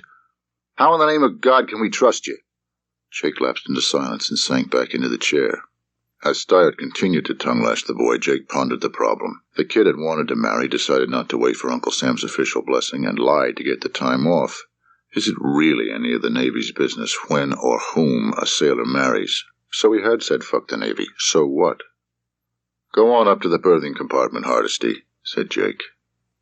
When Hardesty had disappeared, Jake said, looks like one for the old man, Chief. Stiert agreed. And you sit that boy down and make sure he and the rest of the men know enough to come to you with their problems. Yes, sir, said the chief, who realized that he had just been reprimanded. Commander Camporelli sat at his stateroom desk. Hello, Grafton, pull up a chair. What's on your mind? Jake told him about Hardesty and showed him the parchment. I ought to write him up for lying to me and the chief, he concluded. But I thought I'd check in with you first before this becomes official. Lots of merit in that, the commander said as he studied the marriage license. And there's a lot of things I'd just as soon not know about officially, like that little fracas in front of Pauline's that I heard about unofficially. Seemed one sailor from the deck department somehow took a plunge in the Alligator pond, and some other fellows were injured, just scratched up really, in the scuffle that followed. His eyes locked on Grafton's. One man lost a couple of teeth. Too bad, Jake said. You know anything about that incident unofficially, of course? A little. The skipper waited. Well, I sort of helped toss the guy into the pond. He paused. The skipper remained silent. Jake felt ashamed of himself for minimizing his part. Actually, the whole thing was my idea. We wanted to give the kid a good scare, but I didn't intend for him to go swimming. And I took a swing at another fella after he swung at me. I had a good crack at his mouth and may have knocked out some teeth. Who helped you? I'd rather not say. That's what Boxman said, too. Back to the original subject, which is our love-starved sailor. The Navy's requirement for permission before you commit holy matrimony with a foreign national is a chicken reg, in my opinion, and probably unconstitutional. God only knows what the Supreme Court would do with that one. In any event, I tolerate a lot of hijinks around here. You're a case in point. So long as the bombs keep falling on target and the planes keep coming back, I'll stay off people's backs. Hardesty's bitten off a big chunk, and about all we can do is watch. If he fails to support her, or abandons her, or any of that stuff, then we'll do what we can under the regulations, and nothing else. Jake felt worn out. Anything else, Skipper? That's all, Jake. Good night. Jake went outboard to the catwalk that lined the flight deck. Above his head, the tails of aircraft were just visible in the dim glow of the masthead lights. The aircraft were parked in rows, wheel to wheel, with wings folded. Each plane was backed up with its main mounts against the steel curb around the deck. 15 feet of its fuselage and tail protruded over the ocean. Jake walked forward on the catwalk until he stood at the very bow of the ship. Here the wind came head-on. By leaning out over the railing, he could see the white curl as the bow cut the black water. He rested his arms on the railing. He thought of Callie, her face, her voice, her warmth. Was it love he felt for her? Get a grip on yourself, Grafton. Reality is another long line, period. More worthless targets, more flak, more SAMs, more bombs to drop. He thought about McPherson. You should have talked to me, Irish. You should have talked to me. McPherson would have told him to keep swinging. Keep riding the cat and laying them in. Keep swinging. But at a good target, swing at something that will make a difference. Swing at something that will make them bleed. Swing with a blade in your hand. But at what? Bridges, railroads, and power plants had all been hammered. There were no oil refineries. The one steel mill had been flattened. The Haiphong shipyards had been reduced to servicing only fishing boats. There were no big factories, not in North Vietnam. Cottage industries, little shops did all the manufacturing. So what was left? Nothing, except the people. Their only real resource was people. Maybe that was the answer. Maybe the Vietnamese communists couldn't afford to lose their leadership. What the hell? He could at least look into it. Abe Steiger was in the mission planning spaces. "Don't you ever sleep?" the pilot asked. "Could ask you the same question," Steiger said as he placed his index finger on the bridge of his glasses and pushed them back. Jake shrugged.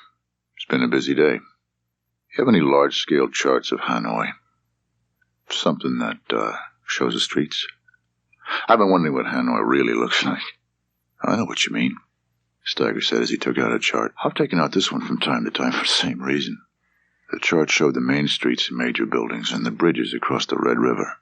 That was about all. A bombardier would have a hell of a time constructing a radar prediction from this. "Got anything more detailed?" "No, this is about it. We're not National Geographic, you know." "Where's the Hanoi Hilton?" Steiger's finger went directly to the spot where the POWs were kept. "This old prison here. Got any pictures?" "A few, but they aren't too recent." Jake spread out the photos and scrutinized them one by one. If you could pick any target in the country, he asked himself, what would you bomb? Well, it would have to be here, inside the capital. If they have anything worth a damn, it must be here in these pictures. But what? A significant target. Perhaps Communist Party headquarters. If he could drop 2,000 or 3,000 pounders into it, what a message that would deliver to the Hanoi leadership. The Communists would assume that the American government had ordered the bombing. Perhaps that would drive them to end the war. Morgan would have agreed readily to go after party headquarters, Jake decided, but would Cole? If Cole were a competent bombardier and a fighter, as Jake suspected, perhaps he could be approached. The next few days would tell the tale. Torsos glistening with sweat in the early afternoon sun, the ordnance men worked in teams hoisting the bombs from dollies to the aircraft's bomb racks, almost 6 feet in the air. Jake checked each weapon to see that it was properly installed, then examined the settings on the nose fuses. Each bomb was set to arm after 6.5 seconds of freefall. Today, Jake's Intruder carried a dozen 1,000-pounders and a 2,000-pound belly tank, over twice the payload of a B-17 on its way to Berlin. "Go get him, Mr. Grafton," the crew leader told him as he led his gang off to the next plane. By the time Jake swung into the cockpit, Virgil Cole was already strapped in and checking his charts and information cards. They were going to bomb a power plant, one that Jake knew had been bombed at least 3 times in the last 6 months. Jake wiggled into his seat. He thought, my favorite chair. Then he leaned back and watched the sunlight and shadows weave through the puffs of clouds.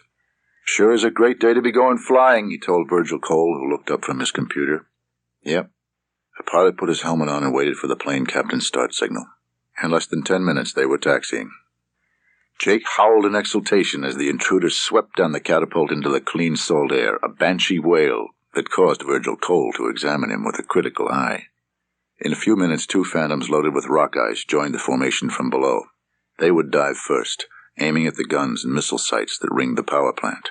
These bombers, flak suppressors, fighter escorts, and support aircraft, known as an Alpha Strike, were designed to saturate the defenses and minimize the enemy's ability to concentrate anti-aircraft fire on any particular aircraft. Thorough planning and careful coordination were as essential as good visibility in the target areas. Jake tightened his chest harness. "How's the system?" the pilot asked his new bombardier. "Radar seems okay, but the computer's a little squirrely. I'm having trouble controlling the cursors. At times," Cole ran out of steam. "Get set for a system delivery. I have a gut feeling we ain't going to be able to see this damn place." "I have the target." Cole tuned the radar. "Feet dry in about 4 minutes." They became aware of the bass beep of a search radar, an enemy radar, and apparently everyone else heard the faint tone at about the same time because the formation tightened up.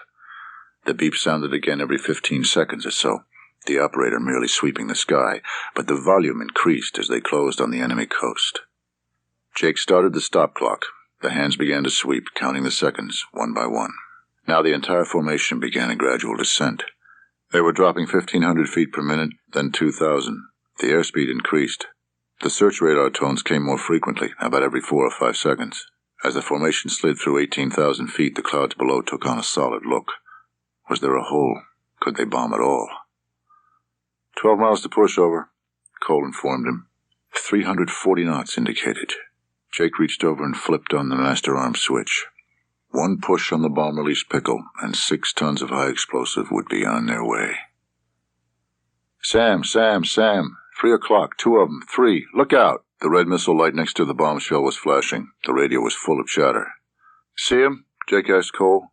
No, Cole was looking over his right shoulder. Watch out! Damn! From the corner of his eye, Jake glimpsed a missile streaking upward and away from him. More Sams from the left! Where were the missiles? The warning light on the panel was still flashing. The warble wanged away. Jake chanced a quick glance downward. Nothing, only clouds. What a mess. Too many people were talking too fast on the radio. From out of nowhere, a lone A7 flashed, going from right to left. The strike had fallen apart. You got the target? Jake asked Virgil Cole. Steering's good? Attack when you can. Obediently, Cole pushed the button and the attack light came on under the VDI. Grafton checked outside for other planes and glimpsed a string of bombs disappearing into the cloud deck. Someone had dumped his load so he could maneuver better, and 5 would get you 10 that the weapons went armed. God only knew where they'd hit. When the VDI steering symbol was centered, Jake leveled his wings. The intruder was in a 20-degree dive. The clouds enveloped them as they rocketed down. The steering symbol swung hard left, and Grafton slammed the stick over to follow. Cole reported. Ignore steering. Curses are running. We're out of attack. Shit, a computer problem. Get out of the goo and try again. He leveled the wings and pulled the nose up until the bomber threatened to run out of airspeed. Then he flattened the angle but continued to climb. Below, airplanes flashed by, and every now and then a SAM popped out of the clouds. 250 knots and climbing. What the hell you doing up here this slow? Cole demanded. We're going to be assholed by a SAM. I'm looking for a hole. We came to bomb. Now get the goddamn system running again. We'll be up here all fucking day. The higher he went, the better his view of the cloud deck below. Then he saw it, a hole in the clouds, a narrow, jagged tear. He swung toward it, trying to see how far down it reached. The guys on the ground will be shooting up that hole, hoping some damn fool will fly down it, Cole said. At the bottom of the hole was dark green earth, and a river, and a railroad track, and a power plant. The bomber shuddered on the edge of a stall. Jake inverted the plane, and the earth and the power plant beside the river were above his head. The nose came down, and the power plant was dead ahead, straight down. The target was in his bomb sight and growing. Cole called the altitude. Something on the ground twinkled like diamonds, muzzle flashes. At 9,000, Jake kicked the bombs loose and pulled out and into the clouds, 4 Gs, over 500 knots. He started a shallow turn to the southeast and looked around for other airplanes. He was alone. Below, he saw muzzle flashes and people running along the paddy dikes, but the sea was ahead, and they were going home. God damn, he shouted at Virgil Cole. We made it. In the locker room, as they stowed their flight gear, Cole said, Guess you're stuck with me. What do you mean? If you turn out to be a candy ass, I was going to ask for a new pilot. But you'll do. Cole listened to Grafton, his face not revealing a clue to his reactions. They had just finished a night tanker hop. The 2 men were alone, drinking coffee in the dirty shirt wardroom. When the pilot finished, Cole asked, Why do you want to do this? We need to hit something significant. Something that'll convince them to talk seriously at the peace table. Is there any such target? There might be. Party headquarters in Hanoi. Their leadership. There's a chance it might work. I think it's worth the risk. What do you want me to do? We need Steiger's help with the planning materials. I think he'll help if we approach him the right way, but it'll be chancy. I'll talk to him, said Cole. An hour later, there was a knock on Grafton's stateroom door. Jake opened the door to Cole and Steiger. Abe has some questions he wants to ask you, Cole said as the 2 men found seats. Did Cole tell me right? You really want to bomb Communist Party headquarters? Yeah, that's right. We want to kick him in the nuts for a change. Are you 2 planning on making a career in the Navy? Steiger asked.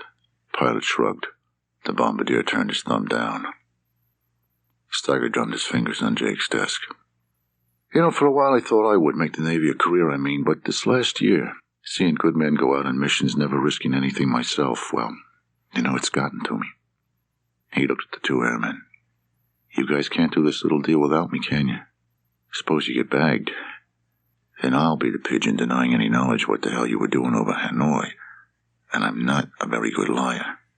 He shook his head and his glasses slipped down his sweaty nose. He pushed them back with his middle finger. Jake lit a cigarette. The match shook in his hands. Don't you see, Abe? It's all murder. The people we kill with our bombs are never the right ones. We kill the kids and the old women and guys like you and me who just want to live through this thing. But this time, we're going after the men who give the orders. This time, we're going straight for the sons of bitches at the top. You can't stop it, Grafton. Not with just one plane, not just 2 guys. 3 guys, said Jake. He looked at Steiger. Just this once. Wouldn't you like to really hit him where it hurts? Steiger chewed on a fingernail. After a long pause, he said, Maybe I've sat in this safe job long enough. Maybe it's time I hung my ass out for a change. Tomorrow, during the wardroom movie, why don't you come up to mission planning? Abe looked glum, then his face brightened. Hell, maybe if you don't get the leaders, you might get Jane Fonda or Ramsey Clark. The chart lay open on the table. Things seemed to be breaking their way. We have 12,000-pound snakes for tonight's strike, Cole said to Jake and Abe. The snakes are snake eyes with conventional general-purpose bombs, fitted with clamshell fins that opened when the weapons were released and acted like parachutes to retard the weapons and let them fall almost straight down while the aircraft escaped the ensuing fragmentation. The snake-eye fins would permit a delivery from as low as 500 feet. We'll dump 4 on the power plant and 8 on the National Assembly. They won't be expecting us to turn for Hanoi, so we might be able to scoot across the city without too much opposition. They all looked again at the chart. A thin black line marked the route they would fly. Jake, Grafton, and Cole tried to visualize the reality. Steiger pulled out a detailed overhead picture of Hanoi. He pointed a pencil at the North Vietnamese National Assembly building. It's surrounded on 3 sides by other buildings. I haven't the foggiest idea what's in them. Probably government offices, but who can say? The pilot picked up a sectional chart that showed in detail the target area in Hanoi. He rotated the chart so the land and river lay as he would see them from the cockpit. He tried to memorize the turn of the river, the position of the boulevards, and the location of the large building. If the radar failed at the last moment, there just might be enough light to drop visually. They would find it, one way or the other. How about fuel? Jake asked Cole. There'll be enough. We'll be late getting feet wet, but no one will notice. If they do, just say we had to make 2 runs. As they left, Steiger momentarily put his arm around Jake's shoulders. Watch your ass. His eyes were wide and unblinking behind his glasses. The sky was as placid as the sea, monotonously uniform, lacking definition. It seemed safe, but Grafton knew that moisture reduced visibility, which meant that the glowing artillery shells and the fireballs of the SAM's exhausts would be hidden from his sight during the early parts of their flights. On such a night, a man could die suddenly, without a chance. He tugged at his harness strap already as tight as he could stand it, and looked again at the chart Cole had prepared. The black line was so bold, so purposeful. Well, Morgan, this one's for you. For you and all those guys who got zapped for nothing. Give me some luck, Irish. Callie, I'm a little scared right now, God knows. A little scared. Let's do it, Cole said. The plane flew in absolute darkness. The heavy moisture absorbed all light. With nothing to see outside, Jake concentrated on his instruments. Only 2 knots of wind. The computer needed to know not only the aircraft's precise position, but the amount of wind affecting the aircraft's track over the ground as well. Tonight, the minuscule wind readout meant the INS, the Doppler, and the computer were humming perfectly. They were tight. Cole identified the IP for the power plant without trouble. As they approached the initial point, Grafton went to full power. IP, now heading 287. Random muzzle flashes dotted the darkness on his left, like flashbulbs popping in a gigantic stadium. I'm on target and in attack. Without taking his eyes from the radar, the bombardier fingered the dozen switches on the armament panel. Jake was impressed. He still had to visually check armament switches. 30 seconds or so, Cole said. Ground lock.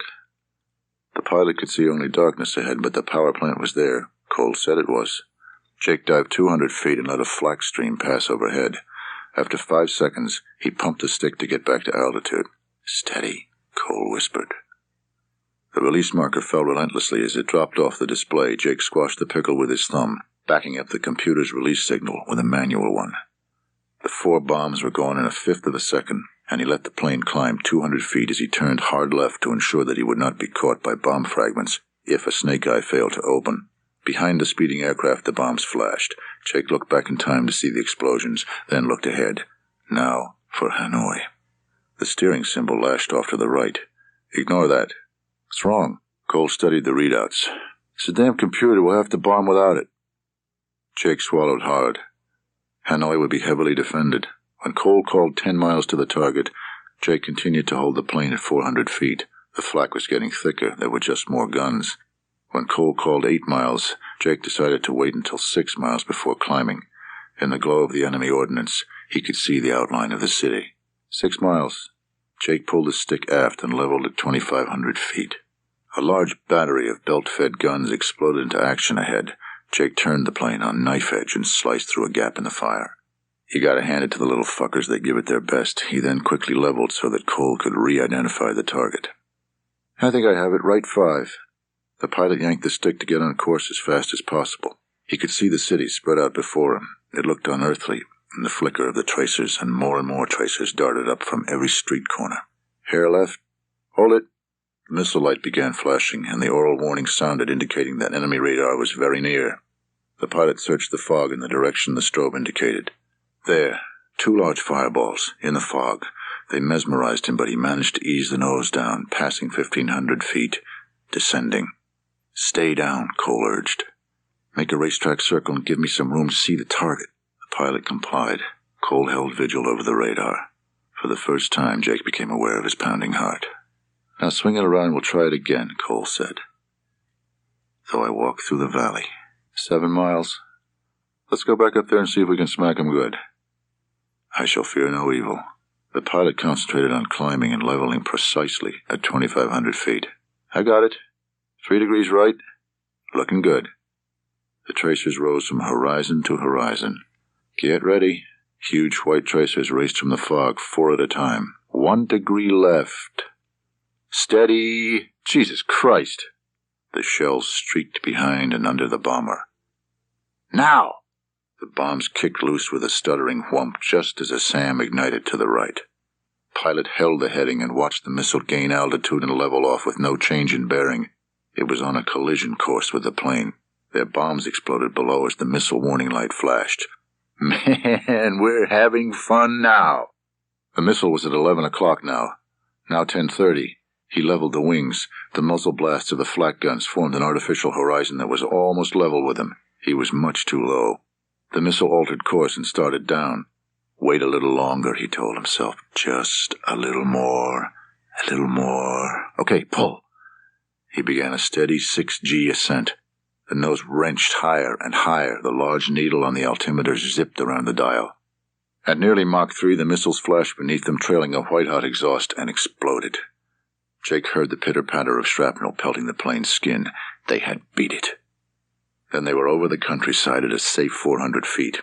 In the rearview mirror, Jake saw the city still riddling the air with fire, trying to down the fleeing intruders. The flak thinned out, and the intermittent flickers reflected on the rice paddies. They stole away, the throttles at the stops. This landing's going to be a piece of cake, Cole said. Yeah. Sea's calm. That meatball will be as steady as a rock. Uh-huh. But Jake's flying was erratic. He had lost all his smoothness, all his cool. Cole unzipped his survival vest and opened a plastic baby bottle. Take a swig of this. It'll help. Jake reached for the bottle and put it to his lips. The liquid was fiery and he almost didn't get it down. What in the hell is that? Brandy. Fuck, I didn't need that. Well, you sure as hell need something. Now settle down, you're going to kill us both on the ramp. You motherfucker. You can do this, Jake. You can grease this plane onto a postage stamp if you have to. Be slow and smooth. Keep your scan going. Watch your heading. That's it. Very nice. You've done this hundreds of times. Nothing to it. Okay, Grandma. I'm okay now. Well, I feel like talking. We really smacked those little fuckers tonight. Now all we have to do is get aboard and we'll be done. You're going to fly the best goddamn past those LSO weenies ever saw and catch the 3-wire.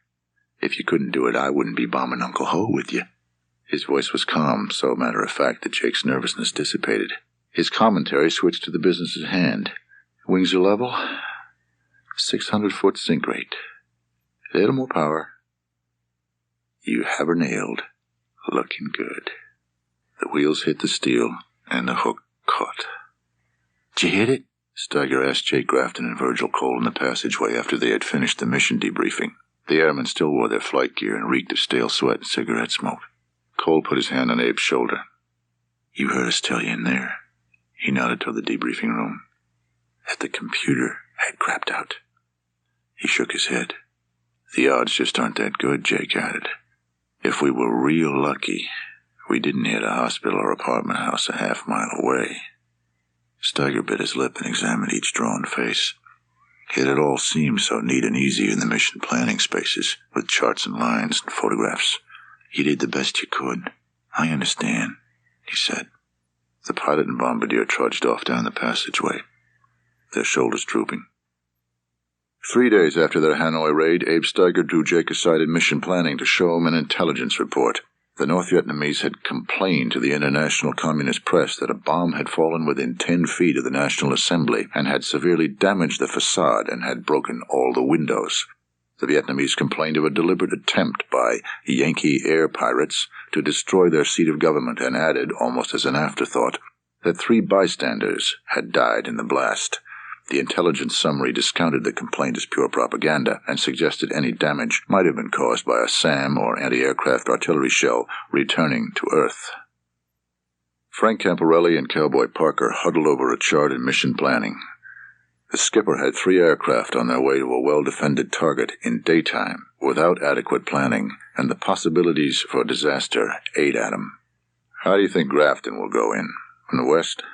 "No, Jake will go straight at him, Skipper. He thinks feints and deceptions in a theater this small just give the enemy more time to alert their defenses." "That's true." Camporelli went to the flat chart on the wall. Pins bristled around the airfield. "I think they're waiting for us in that valley." "Maybe so, but they've baited the trap with real MiGs." I know. Camporelli scanned the charts and tables as he ran his hand over his hair. 6 men, 3 airplanes. 6 lives, and $18 million worth of hardware at risk. For 1 or 2 15-year-old single-seat day fighters that in the air would be mincemeat for phantoms. The start to chart. He stopped at the SAM threat display and examined it with interest. Because Grafton was on his mind, he looked at the area around the power plant at Bac Giang. "Steiger!" The commander strode to the door of the photo recon space. "Steiger, where's Steiger?" 30 seconds later, a flushed Abe Steiger stood before the SAM threat chart, staring through his glasses at Camporelli's finger, which tapped imperiously on the black dot labeled Bac Giang. "Why aren't there SAM sites here? Where are those sites that shot at Grafton the other night?" The air intelligence officer opened and closed his mouth several times. "I told you I wanted those sites that shot at Grafton spotted on these charts. I told you specifically to make sure they were in the intelligence report."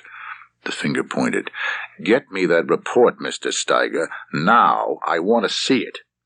"The sites aren't in the report, sir." Abe couldn't lift his eyes. The hands on the table were absolutely still. "I think you had better come down to my stateroom, Mr. Steiger, and we'll have a little chat." The warplanes flashed over acres of rice paddies, a road, shacks, more rice paddies, another road, a tree line, and more paddies. The sensation of speed was sublime. "We're in the valley," Cole told Jake. He saw the power line almost as he crossed over it, missing it by inches. Guns on the road ahead, muzzle flashes, a row of them like flashbulbs popping. The Intruders rocketed toward the road, and in an instant it lay behind. Within half a minute the walls began closing in, and the planes picked their way up the valley. Thick tropical foliage covered the flanks of the hills, whose ridges reached higher and higher until they touched the clouds. Jake checked the altimeter. They were 1,700 feet above sea level. The valley became serpentine. The altimeter revealed they were climbing rapidly. Not much farther now. "Master Arm," he said over the radio. Cole flipped the switch with his left hand. Jake saw the end of the valley ahead, a gentle upslope to a ridge not quite touching the clouds. The green forest seemed to caress the undersides of the planes as they shot up the slope. Through the bombsight glass, Jake Grafton saw the flashing guns that lined the treeless summit. Streaks of white-hot artillery shells veined the air. "They can't miss, they can't, we're too close." He glanced across at Corey Ford and the Boxman. Their plane was almost abreast, about 100 feet away. Suddenly a streak of fire ripped aft from its belly, and the machine exploded. The fireball was yellow with a white core. It slowed as it expanded and disappeared behind. Jake and little Augie swept down into the valley. "They got forward," Little said over the radio. "Here's the runway," Cole told him. The narrow valley was filled with the rising streaks from automatic weapons. Whump. The intruder took a sledgehammer blow. The pilot's eyes flicked to the instrument panel. Right RPM unwinding, right exhaust gas temperature climbing. He chopped the throttle on the dying engine to cut off and began a hard turn to the left to climb the ridge. Panic and revulsion welled up in him, and he thought, "Gotta get the hell out of here before they get the other engine." Then from the middle of the tree line, halfway down the runway, a glint of light on silver caught his eye. A MiG. "What the hell? We're dead anyway." Jake flung the plane toward the MiG. As the target reached the bottom of the sight glass, he brought his thumb down on the bomb-release pickle. He felt the small, slow thumps as the rock eyes kicked off the racks, a pair each third of a second. With the last of the bombs gone, he pulled the plane left and up. He would climb the ridge. One last look over his shoulder at the airfield. A fireball was rising from the trees. Got one. The clouds enveloped them. "We should have come in from the west," he told Cole. The damaged intruder was the last jet aboard the ship. Jake flew a straight-in approach without speed brakes. He concentrated on reducing power gently when necessary, and on doubling his power additions. He caught the 3-wire, and Cole said, "Not bad for a single-engine approach." A crowd of somber men waited at the foot of the boarding ladder. Grafton took refuge in the familiar tasks, and when he could put off the moment no longer, he climbed from the cockpit and lowered himself down the ladder. Cowboy met him. "I'm sorry, shipmate." "I made the wrong choice," Jake said. "I should have come in from the west." He found Devil 502, the plane he had flown the previous day, in a corner of the hangar where machines were stored that were badly damaged or awaiting spare parts. Devil 502 had become a hangar queen. Well, the goddamn computer had never worked properly anyway. Still, the old girl held together and had brought them back. Lieutenant Commander Joe Wagner, the squadron maintenance officer, stood near the nose of the plane, and Jake climbed down to join him. "Really a mess, huh?" Wagner called. Jake nodded. "You're a lucky man, Grafton, a lucky man. I just came up here to look at this wreck again and marvel at your luck and see if some of it'll rub off on me." Jake snorted. "You wouldn't want my luck." "Don't be sure." He led Jake over to the right intake and stood back so Jake could see. Most of the axial fairing inside the intake was gone, and the compressor blades were badly twisted and bent. "I suspect that shell was a 37mm, a big mama. It hit dead center on that fairing and smashed it, and the pieces of the fairing were sucked into the compressor. Luckily, you shut this engine down right quick, or the compressor blades would have been flung off through the fuselage, cutting this aluminum skin like a knife through butter. On the inside, the blades probably would have cut into the main fuel cell, and fuel would have shot back onto the hot engine, and this plane would have blown up about 1,000th of a second later." Jake Grafton nodded.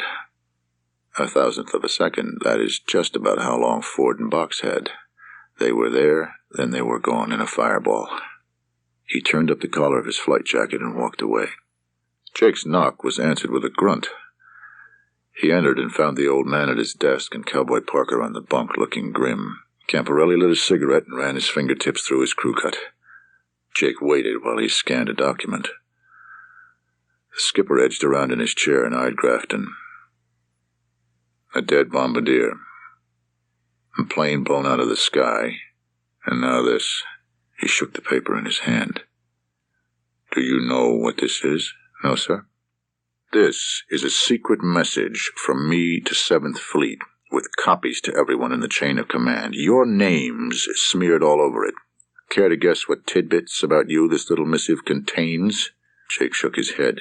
"Yesterday, I was up in mission planning looking at the order of battle SAM charts, and for the life of me, I couldn't find all those SAM sites that fired at you when you were going after the Bakchang power plant, so I looked up the daily intelligence reports and asked a couple of questions here and there. Then I sat down and had a friendly chat with your pal Steiger. What do you think he might have said?" "I don't know, sir." "Too bad. I would bet $1,000 you could have guessed. Mr. Steiger had a confession to make. This happened after he tried to explain why all those missiles you dodged around Bakchang were not in the intelligence reports or on the maps, even though I'd given him a direct order to include them. Seems he knew the sites weren't exactly where you said they were in your after-action report. In short, he said you and Cole weren't around Bakchang when those SAMs were trying to asshole you. He allowed as how you were down over Hanoi on a little private party. Jake dropped his eyes. So it's true, huh? Do you have any idea just what the hell you've done? Before I get through with you, you're going to wish to God it had been you instead of McPherson that stopped that fucking bullet behind my back. You've abused my trust and the trust of every officer in this squadron. My God, the military runs on trust. Do you understand me? Jake stood silent. Answer me, Mr. Grafton. Yes, sir. You have no right whatsoever to disobey orders. None. You will do as you are told, even if it kills you. You will obey, even if it cost you your life and your immortal soul, if you have one. I don't give a flying fuck if your father is the Pope and you have a direct line to God Almighty. What you've done is wrong. Basic. Rock bottom. Wrong. Frank Camporelli sat down heavily. So you think this pissant war in this shithole country is worth compromising the U.S. Navy, huh? You think you can personally whip these commie bastards with an airplane and a few bombs and make good Democrats and Republicans out of them? What's your problem, Grafton? We're not aggressive enough, in your opinion? Shit. Too bad we can't arrange it so you can ask Ford and Box if we're aggressive enough to suit them. The silence hung in the air like the smell of a dead animal. When you walk out that door, you will go to sick bay and inform Mad Jack I want a complete physical done on you. If he approves, I'm sending you to the beach on the morning cargo plane. Take all your flight gear. 2 new planes are coming in from the States, and I can't spare any fighting crews to go get them. Take that psychopath Cole with you. An investigation will begin in your absence, and you'll be questioned when you return. I want you to report to the duty officer at QB when you arrive, and each and every morning you are there. Are these orders explicit enough for you? Jake nodded. Answer me. Yes, sir, the orders are explicit enough. Then see that you obey, Grafton. See that you obey. Jake left Virgil Cole at the bar in the QB.0 club. Without a carrier in port, the place was dead. Carrying a fresh scotch, he headed for the pay telephone, his pockets weighted down with $30 in quarters. He and Cole had arrived the day before, signed in at the BOQ, and reported to the duty officer, as Camporelli had instructed them to do. At the bar, Cole had said, "You should call." "It's a lot to ask of her," said Jake. "Call her." Jake felt as though he were feeding quarters into a slot machine. Less than half his scotch remained before he heard Callie's voice amid a hum and intermittent static. "It's me, Jake." "Jake, great to hear your voice. I thought you were at sea. Where are you?" "QB Point in the Philippines. I flew here yesterday afternoon in a cargo plane with another guy, my bombardier." "You on leave?" "Sort of." "Jake, you've been hurt." No, I'm fine, really, I'm okay. I'm calling from the O Club, and I've got a scotch in my hand." "If you're drinking scotch, I suppose you must be all right." "Well, actually, everything's not all right. I got into some trouble." "How serious is it, the trouble you're in?" "Well, it could be worse. They're not going to shoot me or anything. I'll survive. I'm going back to the ship in maybe 3 days to deliver a new plane, but I'd sure like to see you before I go." "I'd like to see you, too. I really would. Could you come?" "It's pretty serious. Callie, I need to see you." "I can't come until the day after tomorrow." "That's okay." "Okay, I'll be on Cathay Pacific Flight 923. "Got it. Hey, I can't wait to see you, and thanks." Holding hands, Callie and Jake strolled barefoot on the clean white beach as they talked. Jake told her the whole story. Callie asked, "What can happen to you?" "They could court-martial me. They could send me to prison." "Surely they won't send you to prison." "They'll come down hard on me, you can count on that. They won't let me get bewondered from get away with disobeying orders. Not something this big. Couldn't they just boil you out and leave it at that?" "Slap my wrist and send me on my way? Fat chance. Any way you cut it, my career in the Navy is over." Callie didn't respond. The sun had been replaced by a bright 3/4 moon. The air was cooler, and they sat shoulder to shoulder on the blanket. "How will you handle it if it turns out you can't fly anymore?" "I don't know. I guess I'll have to adjust somehow. I sure as hell won't miss the war. Bombing, killing. I'm sure tired of all that. You've done your part." "I wouldn't say that. I don't like the idea of leaving the fighting to others. It'd be like running out on the other guys. Sure, the war sucks, but I'll quit fighting only because the Navy makes me quit." "You think we should all quit?" "No. Right?" Yes, that's my opinion, but we don't want to get into that again, do we? Jake thought about it. Nah, who wants to talk about the war anyway? The hell with it. Let's go for a swim. Later, they stood holding each other in the swirling shadows, watching the dark waves glistening in the moonlight. The only sound was the rhythmic rushing of the sea. Callie, it's been a great day. Yes, it has. He bent down to her lips. They were moist and firm and parted willingly. Her breath was warm on his cheek. I hope we have more days like this. Back on the Shiloh, Jake hung his flight gear in the locker room and then left for Camporelli's stateroom. He had already heard from Samuel and Dean that a hearing was scheduled for the next day. At his knock, Cowboy opened the door. The old man looked tired, as if he hadn't slept much recently. Truth or consequence, says Grafton. I want you to tell me just exactly what you and that maniac Cole did. I want you to tell me first what you're going to tell that Pentagon headhunter tomorrow at your hearing. Speak, boy. Sir, Cole and I tried to take out the National Assembly building in Hanoi with 8 Mark 83 Slick Snakes after we hit the power plant at Buckhannon the other night. Apparently we missed. Now tell me about the other unauthorized, unfragged targets you and Cole and your combined wisdom, which wouldn't fill the head of an ant, decided to take out. That was it, sir. There was only the one raid. What does Lundeen know about this? Not a thing. How about Cowboy? Jake was startled and glanced at Parker, who betrayed no emotion. Jake shook his head. No, sir, emphatically no. I talked Cole into the National Assembly job, and we enlisted Steiger. Cowboy didn't know a damn thing about it, and neither did anyone else. Job. You talk about a job. Just who the hell did you think you were? A couple of safecrackers or mafia hitmen? Come to think of it, they'll be just about the only careers open to you after this, if you're lucky enough to avoid Leavenworth. Camporelli sat on the edge of his desk. Why? Why'd you do it? Jake examined the skipper's lined face. I figured if I was going to risk my ass and my bombardiers, I wanted him to know we'd been there.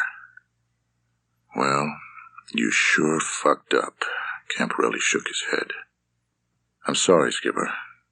Jake, when we're in that hearing tomorrow, I want you to make damn sure you tell the truth. Tell the God's truth and let the chips fall where they may, and maybe we'll all be able to live with this. The hearing was being held in the lounge. Everyone was wearing freshly starched khakis. The presiding officer's long-sleeved khaki shirt, unbuttoned at the throat, barely contained his bulging torso. Silver eagles shone on each collar, and a set of gold wings gleamed on his chest. He spoke from behind a long table. Gentlemen, I'm Captain Farley Copeland. This is an informal investigation ordered by the Commander-in-Chief of the Pacific Fleet. It's to be conducted in accordance with the manual of the Judge Advocate General. I assume you all wish to talk to me, so I'm going to skip the legal mumbo-jumbo about your right to consult a lawyer and remain silent. You should all consider yourselves under oath. By God, each of you will tell the truth, the whole truth, and nothing but the truth. Is that clear? Copeland then asked, Clear, Mr. Grafton? Perfectly clear, sir. Are you ready to answer my questions? Yes, sir. Have you ever attacked an unfragged target? Yes, sir, I have. When and what was it? About a week ago, Lieutenant Cole and I hit the fragged target, saved 8 bombs, and then took a shot at the National Assembly building in Hanoi. That's it. Just one mission? Yes, sir, just that one. You're damn sure about that? Yes, sir. Lieutenant, I certainly hope that you realize that now is the time to come to Jesus. You're in a hell of a lot of trouble. And if you don't come clean, you're going to have every captain in the U.S. Navy fighting to be the president of your court-martial. When this hearing's over, there better be no surprises, no revelations that crop up, something that slipped your mind. I want the whole damn story here and now. teeth, hair, asshole, and all. You are getting the whole story, sir. There was only one mission. Is that right, Mr. Cole? Yes, sir, it is. You and he bombed one unauthorized target? Yes, sir. The captain's attention returned to Jake. Did you report the strike at the intelligence debriefings? No, sir. Did you report it on your aft action report? No, sir. Did you tell anyone you were going to bomb an unauthorized target? Mr. Steiger, sir. No one else knew what the hell you were doing. Just Cole Steiger and me. How about you, Cole? Have you shared the tale of your adventure with anyone? No, sir, I haven't. Tension grew in the silent room. And just how did you identify and target this blow for freedom? The pilot knew the ice was thin and cracking. We used charts and photos we borrowed from the intelligence center. Classified aerial reconnaissance photographs? Yes, sir. You removed them from the intelligence center in violation of the security regulations? Yes, sir. Pilots often took them on daylight missions to help identify the target, but there was no sense bearding the lion. With Mr. Steiger's help? Yes, sir, we needed his assistance. What we really wanted to attack in Hanoi was Communist Party headquarters, but we couldn't identify it, even with his help. Is that right, Mr. Steiger? Behind his thick glasses, Abe looked even more wide-eyed than usual. I helped Grafton and Cole plan their raid on Hanoi. Thank you, Mr. Steiger. I understand this matter came to light when Commander Camporelli examined the order of battle charts and the intelligence reports and found, much to his surprise, that they didn't show the SAM sites that shot at Grafton. You helped plan this raid, so why didn't you fake those reports? Abe blinked behind his glasses. I couldn't do that. I knew where the missile sites were that had fired on Lieutenant Grafton. They were already in the system as known sites. I couldn't bring myself to put fake sites into the system. Bombardiers plan their routes to avoid the worst of the ground defense. I couldn't take the chance that someone might fly near a real site in order to avoid a fake one. Copeland grunted. That's the only time you used good judgment in this escapade. He sifted through some notes. Well, Mr. Grafton, you have an attentive audience here. Perhaps you could take this opportunity to explain why you felt a one-plane war was the way to go. Why would a seemingly sane pilot and bombardier get wild hairs up their asses and violate every goddamn targeting regulation the Navy has, not to mention several dozen security breaches and false official statements? Jake took a deep breath. I can only speak for myself, sir. I got tired of risking my ass and my bombardiers plus a valuable airplane night after night bombing targets that were absolutely worthless. Suspected truck stops, suspected troop bivouacs, sampan repair yards that had been bombed 10 times before, road intersections. You get the idea. I don't know who picks the targets, but I'll bet you a year's pay they don't fly through the flak and risk their precious asses bombing them. He looked around at the other faces in the room. My first bombardier, Morgan McPherson, and about 50,000 other Americans are dead. So what did they all die for? McPherson didn't get killed bombing a worthwhile target. He died bombing a bunch of trees. I only wish he and I had been swinging our best punch against a target that had made sense when he caught that bullet. I guess this sane pilot questioned the sanity of those officers and politicians who think that the way to fight a war is to tie one hand behind the fighter's back. Either we end this war, or we fight like we mean it. Captain, you asked. My opinion is mine alone. I disobeyed orders, and I regret it. Nothing I've said excuses my conduct. I'm ready to accept whatever punishment the Navy feels appropriate. Is there anything more you want to say? Copeland asked. No, sir. All right, Lieutenant. You're dismissed. Jake was sitting on his bunk when there was a knock on the door. Camporelli entered, There probably won't be a court-martial, Grafton, but there's no guarantee on that. You're one lucky son of a bitch. It seems that your explanation for doing what you did hit pretty close to home. The feeling in the White House is that we haven't been aggressive enough. In about 24 hours, the President of the United States will announce a general air offensive against North Vietnam. Nixon's authorizing the use of B-52s against targets in the North. We're going to use every aerial asset we have except nuclear weapons to pound the living shit out of them. No civilian targets, of course, but we're going to hit everything we can find of any military significance. The powers that be have decided that we'd look like real idiots having a public court-martial of a 27-year-old pilot for doing what the President of the United States has just told us all to do. Jake shook his head. Camporelli continued. You understand that what you did was wrong. Dead wrong. The only reason you're being given a second chance is that right now the military has a public relations problem that makes the Mafia's press look good. And the left thinks we're criminals and the right thinks we're pansies.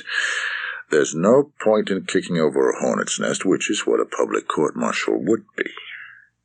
Camporelli shifted uncomfortably in his chair. War is our profession. I, for one, am fed up with naval theorists and systems analysts who couldn't fight their way out of a whorehouse. May I quote you on that, sir? You sure as hell may not. We're professional military men. From the CNO right on down, we do as we're told. Can't be any other way, and I wouldn't have it any other way. But do we have a duty to disobey under some circumstances? Perhaps we do. But where and when? You, Grafton, are not equipped to decide. I understand. You are, however, fit to fly.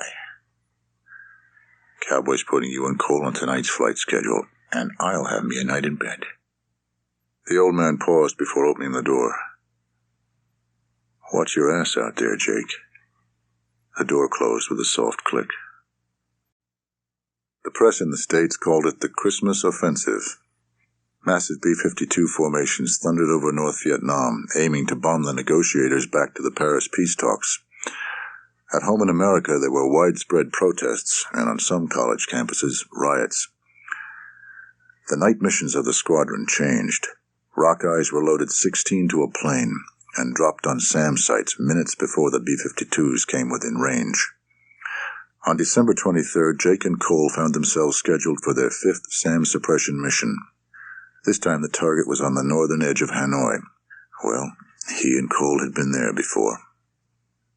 They launched at twilight after the sun had set, but before the light had faded. Jake took the Intruder to 20,000 feet and cruised leisurely up the Gulf.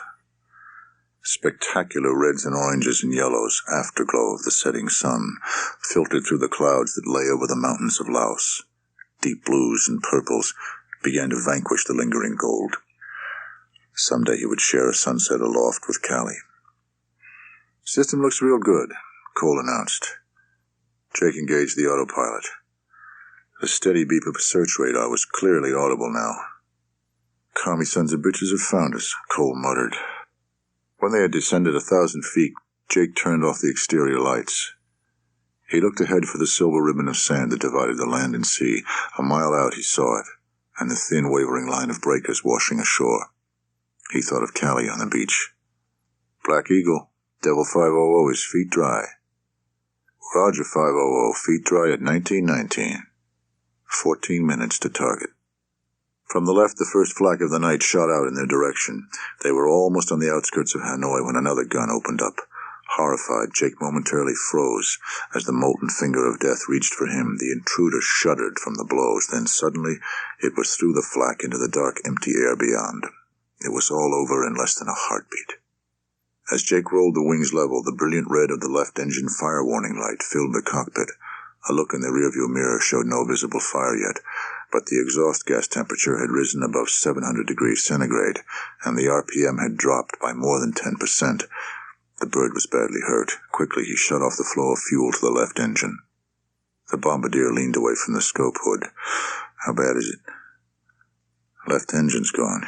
You have the target? Cole put his face back to the scope hood. Come left, 10 degrees. Jake centered the steering. He glanced at the mileage readout between his knees. 8 more miles to go. The attack light lit up on the VDI, and Jake squeezed the commit trigger. He looked at the computer steering symbol, almost centered. The fire warning light was so brilliant that he reached to cover it with his hand, but then it went out. The cockpit was dark. 3 more miles, Cole called. More flak ripped the night. Jake tried to ignore it, to concentrate on flying a perfect run. Something ahead caught his eye.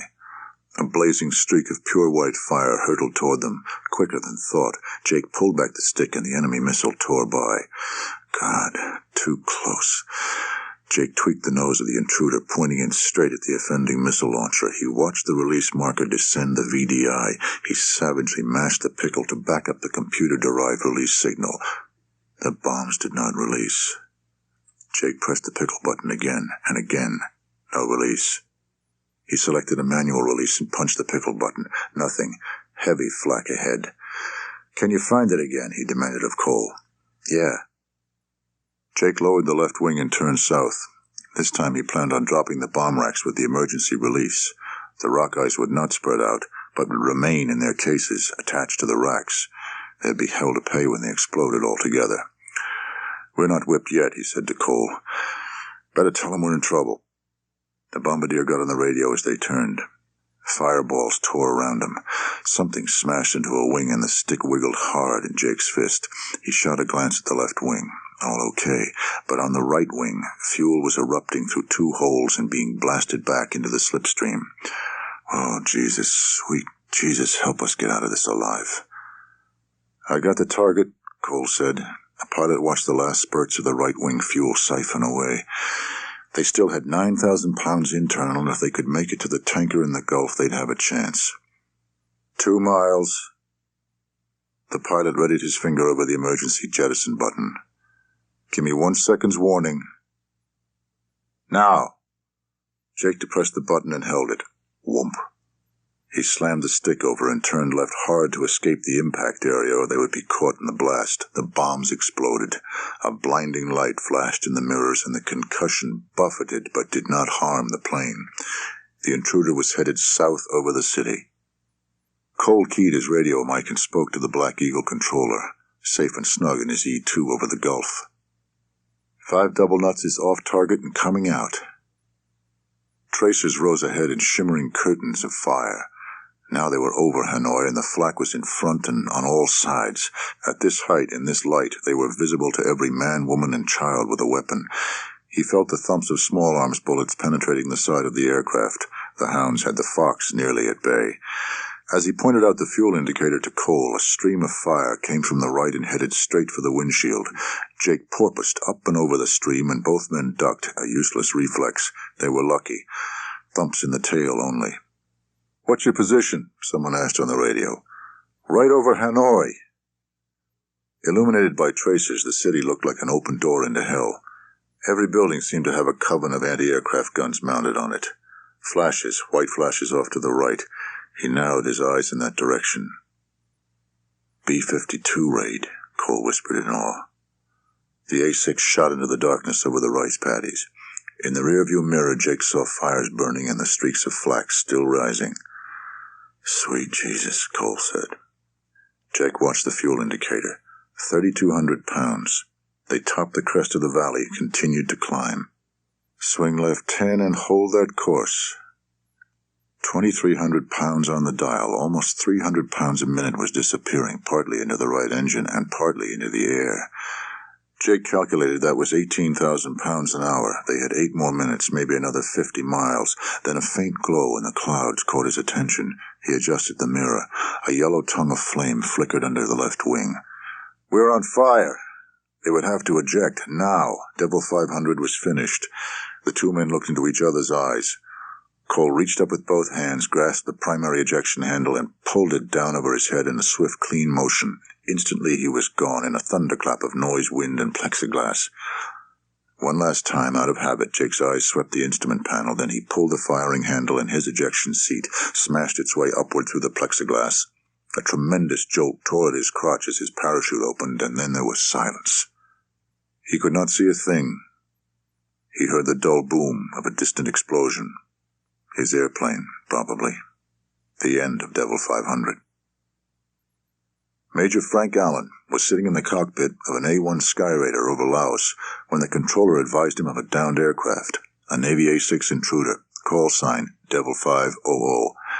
Allen, after acknowledging the information, checked his fuel and noted the time on his kneeboard pad.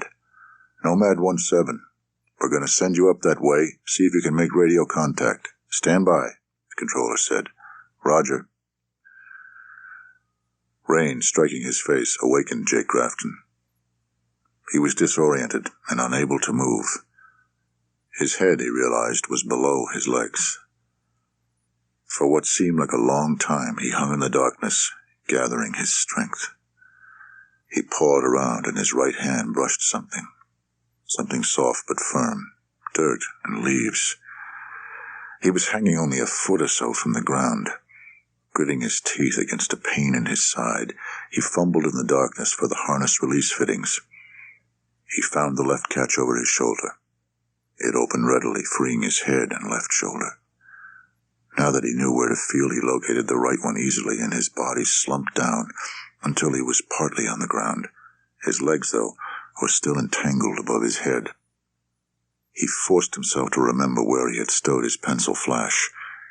Then he worked methodically to retrieve it. The beam pierced the darkness. Something wet was running into his mouth. Tasted coppery. Blood. He patted his face with his hand, then shone the beam on his hand. It was bright red. He picked pieces of his helmet's plexiglass visor out of the cuts on his face. When he touched his nose, pain shot through him. Broken. A minute passed before he worked up enough nerve to move again. He dug out the parachute shroud cutter from a vest pocket and slashed at the nylon lines around his legs. There were many lines. He paused to rest and swung the light around. Dark foliage in every direction. Cursing silently, he resumed slashing at the white cords that trapped him like a fly in a spider's web. Pain in his left side restricted his movements. At last his legs came free with a jolt of pain that seared him. At his knee, which his G-suit didn't cover, his flight suit was ripped, and blood covered his knee and the edges of the flight suit. The joint was swollen, but he could still bend it. He cleaned the dirt and leaves from the neck of his flight suit, then took off his helmet. The visor was shattered. He ran his fingers through his hair, which was sticky and stiff. The radios. He reached into the front pocket of his survival vest and pulled out one of the 2 radios he carried. With the penlight he inspected it. It looked undamaged. He then put the device to transmit-receive and adjusted the volume. Cole, this is Jake. No answer. He tried several more times at minute intervals and finally received a response. Hey, Jake. The voice, though weak, filled the pilot with elation. Where are you? How the hell would I know? I'm okay. You okay? Not really. I can't get out of my chute. I'm out of mine. I'll find you. Just hang tough until I get there. I ain't going anyplace.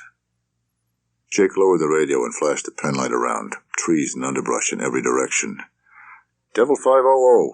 Devil 500. How do you read? Over. Jake's heart leapt and he struggled with the radio. Devil 500. Alpha reads you loud and clear. Over. Devil, this is Nomad 17 on guard. Give me 30 seconds of beeper. Over. Roger, beeper. Jake turned the beacon feature of the radio on and held the radio so that the little antenna pointed straight up. After 30 seconds, Jake switched back to voice. Nomad, Devil 500 Alpha. Did you copy? Over. Roger, we got your beeper. Identify yourself. Over. Jacob Lee Grafton, Lieutenant, 735994. Copy. Wait. Jake sat in the darkness and let hope and elation run through him.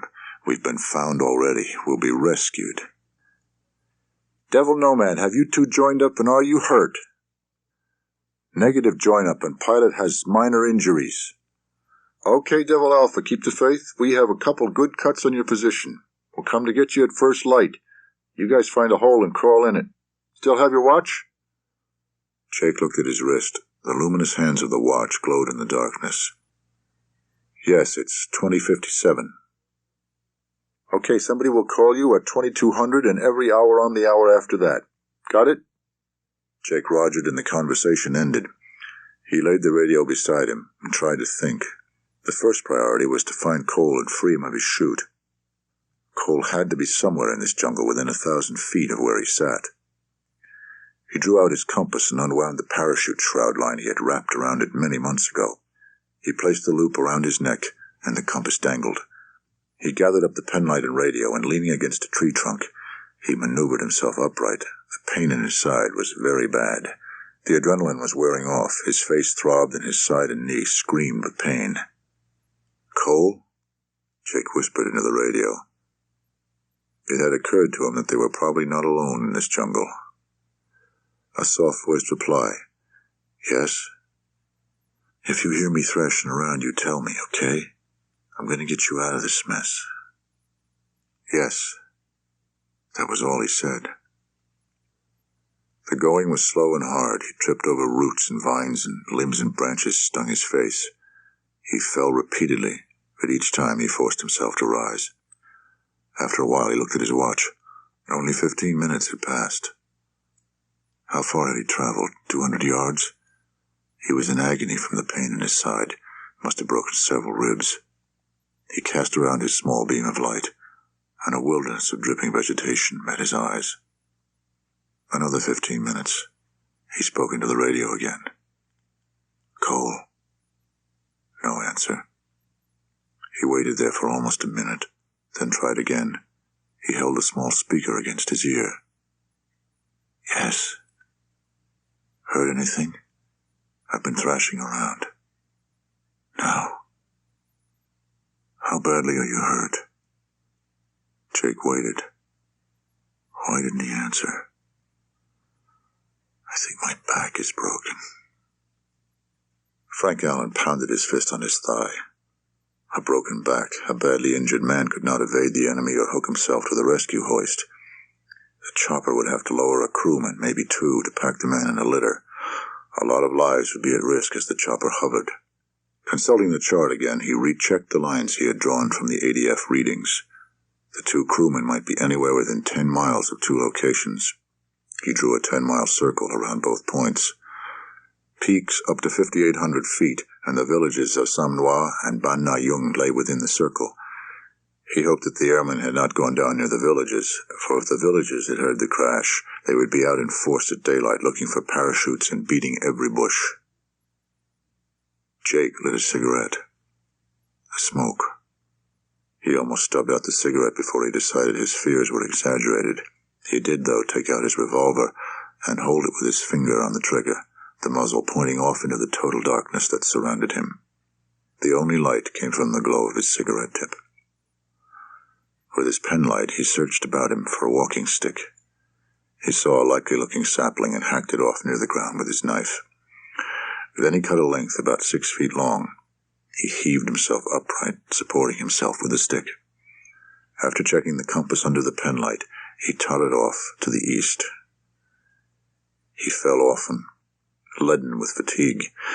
He took longer and longer to rise after each stumble. The penlight slipped to the jungle floor, but he didn't notice. He had only one thought in a mind encased in fatigue and pain. Find Cole. After an eternity of wandering, Jake tripped and fell into a small brook, striking his broken nose on a stone. The pain cut through his fatigue, and the cold rushing water revived him. He drank short gulps with breaths in between. When he was satisfied, he rolled over on his back, still in the stream. He had to go on. Find Cole. That was the only reason for his existence. Summoning all his strength, he rolled over onto his stomach and began crawling. His nose seemed to bump against every low-lying branch, and his knee found every rock. Finally, he could go no further. Exhaustion and pain overtook him, and he fell into a deep sleep. All night, he lay where his body had failed him. It didn't look good. The bombardier was seriously injured, and the pilot no longer answered his radio. Frank Allen wondered if he had been captured. He had told him to stay put, but of course the guy was probably wandering all over Hell's Half-Acre looking for his buddy. He might have walked into an NVA camp, or a truck refueling dump near the highway. Maybe he had lost the radio, or walked over a cliff. By 5 in the morning, Allen was airborne. He checked the authentication questions he would ask the survivors if he could make contact. Devil 500, Sandy 1 on guard. Are you with us? The question went out over the emergency frequency 4 or 5 times, as it had each hour of the night. There was no answer. The thunder of a Sky Raider engine just above the trees woke Jake Grafton. The darkness of the night had given way to a gray half-light. He fumbled for his radio and found the on-off switch. His first hasty transmission elicited only silence. After a second try, a voice boomed at him. Devil 500, this is Sandy 1. Give me 30 seconds of beeper if able. Over. Roger that. Jake manipulated the controls with numb fingers. Copy your beeper. Come up on 282.0. Over. Jake pressed the transmit button, his words tumbling out. Sandy, this is Devil 500 Alpha. A SPAD just went over me a moment ago, right over me. God, I'm sure glad you guys are here. A cheerful, confident voice answered. Good morning, Devil Alpha. We're glad to be here. Time for authentication questions. What is the finest automobile ever made? 57 Chevy. And what color is the finest automobile ever made? Blue. Devil Alpha, we have a parachute in sight about 50 yards north of a road. Are you near it? Jake looked around him. Nothing but jungle. Miserable, he replied. I don't know. Well, give me another 15 seconds of beeper, then sit tight and tell me when the next plane comes back near you. Roger. Jake listened above the pounding of his heart. The air was filled with the deep rumbles of the big piston engines, throaty and promising of freedom and safety. The sound seemed to come from all directions. You're getting closer, he shouted into the mic. The machine was almost upon him. The engine noise swelled, crested, and washed over him. Now, you just went over my head. He could not see the plane. The engine noise retreated rapidly. Okay, you seem to be about 40 yards or so west of the parachute. Make that 40 yards northwest. The chute is about 50 yards north of a road running east and west, and the chute may be visible from the road. Is it your chute? Jake was on his feet and checking his compass, which still hung from the cord round his neck. Sandy, that may be my bombardier chute. I'm going over there and check it out. My chute should be west of here someplace. He started hobbling southeast. Dear God, let Cole be under that chute. Jake, this is Frank Allen. Now listen. You're right beside a road, and from the looks of it, the Gomers have been driving up and down it a good bit. No one shot at us yet, but they're down there, and they're undoubtedly looking for you. Thoroughly frightened, Jake put the radio in his left hand and turned down the volume. He drew his revolver with his right. Watch your ass, Jake. Okay. Finally he saw it. A sliver of white amid the foliage. Thank God it wasn't in the tops of the trees, or the Gomers would have honed in on it by now. Jake stood motionless and listened. Even with the radio muffled under his arm, Jake could hear the pilots talking to each other. He turned off the set. With the radio off and the drone of aircraft engines far away, the forest around Jake seemed ominously still. Spasms of shivering racked his body. He flexed his fingers around the butt of the revolver. Like an animal at bay, every sense was alert. He waited and then finally took a step forward toward the slash of white silk, clashing against the green of the jungle. Look. Listen. Step. Look. Listen. Step. Look. Cole lay on a boulder, about knee-high, on his back with his arms outstretched downward. His head was bare, his helmet was beside the rock. Tangles of shroud line lay around and over him. He had landed near a stream, in an area strewn with boulders and stones. Cole's eyes were closed and his lips parted. His face was mottled and swollen, apparently from insect bites. Jake touched his cheek. It was warm. The chest was moving. Dear God, he was alive. He remembered the planes overhead and turned the radio back on. I found him, and he's alive but unconscious. We're right here under this chute. Roger. Jake gently moved Cole's head back and forth and massaged the cheeks. Hey, Cole. Hey, Cole, wake up. It's me, Jake. The eyelids flickered, then opened. Cole gazed into the distance before bringing his eyes to rest on Jake's face. Finally, his eyes focused. Jake? Yeah, I'm here, shipmate. The good guys have found us and the bad guys haven't. You're gonna be okay. Jake unzipped Cole's vest and took out one of his bottles, unscrewed the cap, and elevated the bombardier's head. The back of Cole's head felt pulpy. Grafton looked. It was covered with blood. He looked again at the helmet at the base of the rock. It was broken almost in two, the helmet that had saved Cole's life. Possibly. Jake trickled some of the water into the parted lips. Cole's Adam's apple bobbed as he swallowed. Jake poured more water into Cole's mouth. Enough. Where are you hurt? Back's broken, can't move. Can't see too good either, and I think I pass out once in a while. Maybe it isn't broken. Can you feel this? Jake grasped his hand. Yeah. Jake grasped the thigh. This? A little, but I can't move. He put his hand on the bombardier's forehead, partly to wipe away the perspiration and partly just to touch him. A tear or two dropped down Jake's cheeks. Through his own watery eyes, he saw that one of Cole's pupils was dilated. Get me off this fucking rock. Moving you might kill you. We all have to go sometimes. Now get me off this fucking rock and lay me out in the leaves. Jake unsnapped Cole's parachute release fittings and pulled away the tangles of shroud line. No, Cole's spinal cord was still intact, and moving him might kill him or paralyze him for life. You're gonna have to stay on that rock until the chopper crewman can help me get you into the litter. Cole cursed Jake, who ignored him and picked up the shroud lines and tried to pull the chute down. He tugged from several angles, but the chute was in the treetops to stay. I got us into a hell of a fix this time, Cole. We're really in deep. But Jake saw that Cole had passed out. Jake unzipped a pocket of his survival vest and found the only bandage he had left. He tore off the wrapper and placed the bandage under Cole's head. At least it was softer and cleaner than the rock. He sprinkled water on Cole's face. Wake up, Cole. Wake up. Come on, Virgil. Cole opened his eyes. Jake, what the hell are you baptizing me, or is this the last sacrament? You stay awake.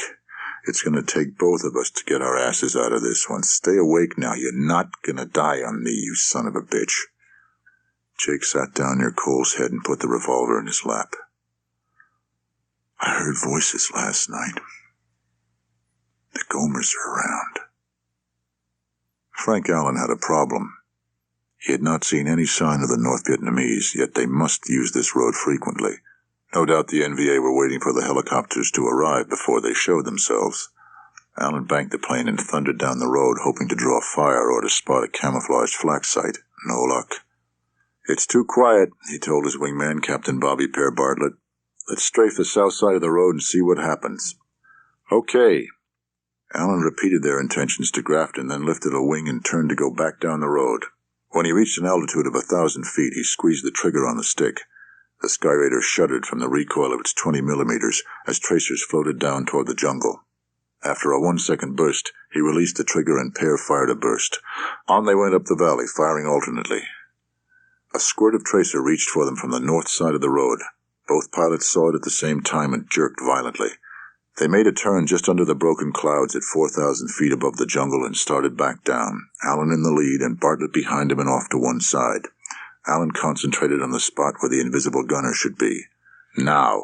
He squeezed the trigger and his shells ripped into the forest. From both sides of the road, gunfire erupted, reaching for the lead plane. "Pull up, Frank!" Bartlett shouted. The instrument panel in front of Frank Allen exploded and a tremendous force smashed his left leg. But he kept his grip on the stick and tried to lift the nose of the plane. The canopy glass was disintegrating, and pieces of the engine cowling were going by the cockpit as the machine shuddered under the impact of heavy shells. Oil poured back into the windscreen, and he could no longer see forward. Then he was out of the flak and floating across the top of the forest. Only a few of the 18 cylinders were still firing. Automatically he glanced at the airspeed indicator, but where the instrument had been, there was now a gaping hole. He had no feeling at all in his left leg. When he tried to push on the rudder, the plane did not respond. It was time to go. He jerked the handle of the extraction system. Nothing happened. Sweet Jesus. The road. Maybe he could put the old gal down on the road. She seemed to be mushing, running out of airspeed. He scanned the terrain on the left, trying to find the ribbon of bare earth. There, parallel, but too far. Oh, too far, too far. He wasn't going to make it. As the tops of the trees reached for the shattered plane, Frank Allen cut the switch and the engine died completely. The trees caressed the ship. She bounced once, then settled in. Frank Allen was slammed violently forward in his seat, and his world went black. When the rolling thunder of the Sky Raider guns reached him, Jake buried his head in his arms. The big bullets could tear through the trees and brush and ricochet off earth and rocks. The thumb-sized slugs could split a man in half. He heard the rippling cracks of the Gomer's 23mm, and over his radio, the Sandy drivers talking about the gun. Then he heard the crash, a sickening smack, and then the tortured, drawn-out agony of metal twisting and bending and tearing. The final silence, when it came, was eerie. The pilot looked around wildly. Where was the crash? Who had it been? Did the pilot get out? The radio told him it had been Frank Allen, and Frank Allen had bought the farm. God damn it! He pounded his fist on the ground and swore at his impotence. He pulled his good leg up and hugged it, moaning softly. Jake Grafton lay on the ground, curled up around the radio. A man had died for him. Jake. Cole's voice was a croak. There was nothing you could have done for that guy, Jake. Jake buried his face in his hands. We'll get out, Grafton said with no conviction. Damn you, Grafton. God damn you, you'll get out. I've come far enough. I don't want to live in a wheelchair for 40 years. I want to die here. I want you. Devil, the radio interrupted. We have 3 or 4 bad guys heading your way. They just ran across the road, and apparently they've seen the chute. They'll be there before we can make a pass. Better take cover if you can. Roger, Jake said softly into the mic. He coiled, dropped the radio, and searched the brush in all directions. Get out of here, Cole insisted. I'm done for. Go, get moving. The revolver seemed to leap into Jake's hand of its own volition. He scanned the trees in the direction of the road. The bombardier's urgings pounded on his ears. He straightened up and backed away from Cole, then turned and ran. He had not gone very far before he fell. Face down in the undergrowth, he was overwhelmed with panic. What are you doing, he thought. How will you ever live with this? Frank Allen was finished, but Cole isn't. You're all he has to get him into that chopper and out of here. He wants you to make it, even if it costs him his life. He's kept the faith. The panic left him, and he felt in its place a calmness. He was certain of one thing. He would rather die than leave Virgil Cole. He got to his feet and took out both of his weapons, then he crept back the way he had come. When he glimpsed Cole lying there, he moved behind a broad tree trunk and listened. Once more, he was a boy, waiting for a deer in the Appalachian Mountains, expectant, without fear. If he died here, he would lie near Frank Allen and Virgil Cole. If he survived, there would be Callie. He was distracted by the deep thunder of a Sky Raider approaching low over the treetops. He glanced up, and when he looked at Cole again, a man stood near him. Jake moved forward. A standing man clad in black, his back toward Grafton, tilted his head toward the sky. Jake made out another figure, bending over Cole. With infinite patience, he took a step. Through the foliage, he discerned a third man, lowering an AK-47 from his shoulder as the noise of the Sky Raider faded. Then he scanned the jungle. None of the soldiers detected the pilot in a green flight suit in a world of green. All 3 of the soldiers were crowded around the supine figure and talking excitedly in low tones. One of them leaned over and slapped Cole's face, and the others laughed. He waited. He was still more than 50 feet away, too far to be sure of getting them all. 1 or 2 would not be enough. He would have to shoot if they tried to kill Cole, but for now, he waited. Very faintly, he heard the radio. The three men scrambled around in the ankle-high detritus of the jungle floor. One of them picked up the radio triumphantly and held it out for the others to see. Jake moved forward one step, then another. If they would only keep looking at the radio. He took another step. They were only 40 feet away. He extended the automatic to arm's length as he shifted his weight for another step. The man in the middle, facing him, saw him at that instant. A look of surprise registered on the brown face as a slug from the .45 hit him square in the chest. His head snapped forward and his rimmed hat came off as he fell.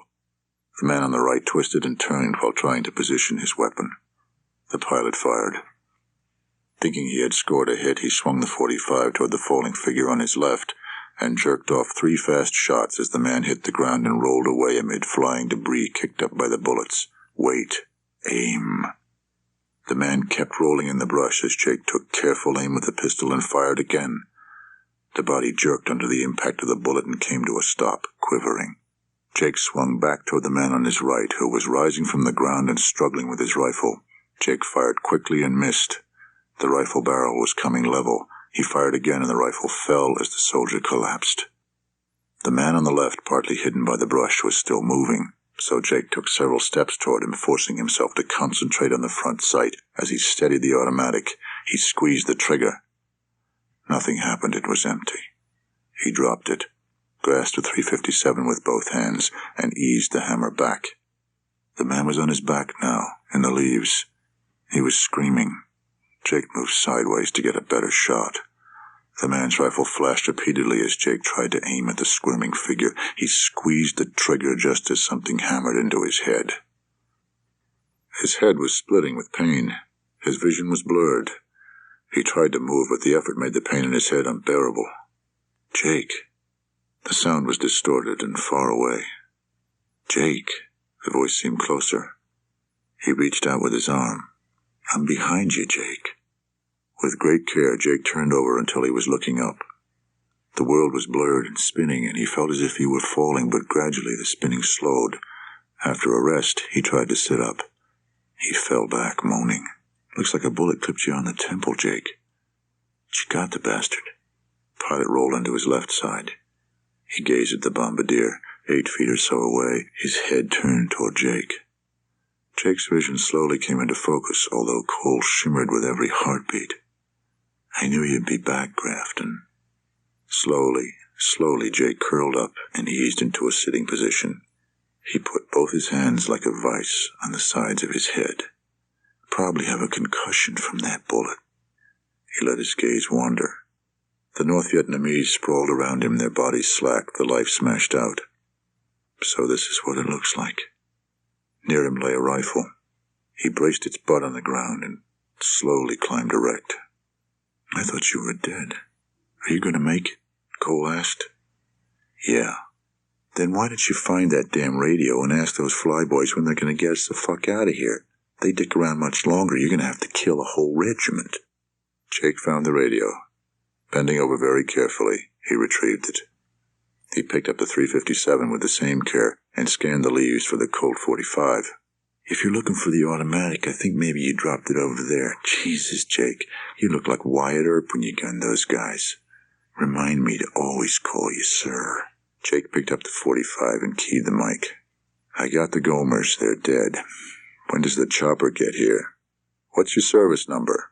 He stared at the radio, trying to think. I can't fucking remember. Oh, Jesus, come get us, you fucking bastards. What's the finest automobile in the world? A '57 Chevy. So you got those guys, huh? Way to go. Chop will be here in 5 minutes. Now listen up. They're going to lower a litter with a crewman. Take your bombardier up first. You stay on the ground. Keep your head down until the jungle penetrator comes down. Then hook on, and we'll jerk you and the crewman out. Over. Okay. But no screwing around. Don't panic. Just sit tight and let me know when the chopper's right over you. Yeah. He sat beside the bombardier with the rifle across his lap and watched the jungle around them and the canopy above. The pain in his head localized in his left temple, and it throbbed with every pulse beat. Maybe you ought to search the bodies. Maybe they got documents. Fuck it. If we don't get picked up soon, there'll be more of them along. This place must be crawling with them. If the Gomers catch us near these bodies, we'll be a long time dying. They ain't gonna get us. The rifle felt heavy on his thighs. We'll get out of here. Frank Allen died to get us out. Is that why you came back? Jake remembered what Callie had told him. Seemed so long ago. You do what you can do. You can't do more than that. He tried to find the words to answer Cole. I had to. Frank Allen didn't run out on us. Morgan didn't. You and I did a lousy job of trying to win the war by ourselves. But you stood by me. I'm glad we flew together, Cole said. Shh, listen. Then Jake heard the sound he had been waiting for. Above the throb of piston engines at full throttle came the wail of jet engines pulsated by beating rotors. A calm voice said over the radio, Okay, I have the parachute in sight. They're about 20 feet north of the chute. The beat of the rotors and the scream of the engines intensified. Salvation was arriving with a roar. Jake glimpsed the swaying mass of green metal floating above wildly agitated foliage. A hurricane of wind engulfed him, and leaves and twigs flew through the air. He shouted into the radio, we're here, you're right overhead. Stop! A helmeted man, part of his face obscured by his visor, rode the litter down. The air was thick with leaves and dirt, and it was hard to see. In the charged air, Jake had to push to breathe. When the litter touched the ground, Grafton moved forward and helped the crewman unhook it and carry it across to Cole. Jake screamed into his ear, His back is broken. I know. The crewman's head swiveled left and right, taking in the three bodies. What the hell? The crewman bent over Cole and checked his eyes. He motioned for Jake to take Cole's legs. Together the two lifted the helpless man just enough to swing him into the litter. Jake was still trying to fasten the lower restraint straps when the crewman finished his and came to help. The crewman pointed at the hook on the end of the cable. Jake brought it over, and they snapped all four of the suspension eyes to it. They moved away, and the crewman spoke into his handheld radio. Jake saw Cole looking at him. Tears ran down the man's cheeks. Jake squeezed his hand fleetingly as the slack went out of the cable. The litter came off the ground, swung slightly, then moved upward and disappeared into the churning foliage above. Jake threw his arms around the crewman and hugged him with all his strength. The crewman hugged back vigorously. We're gonna make it, he yelled into Jake's ear.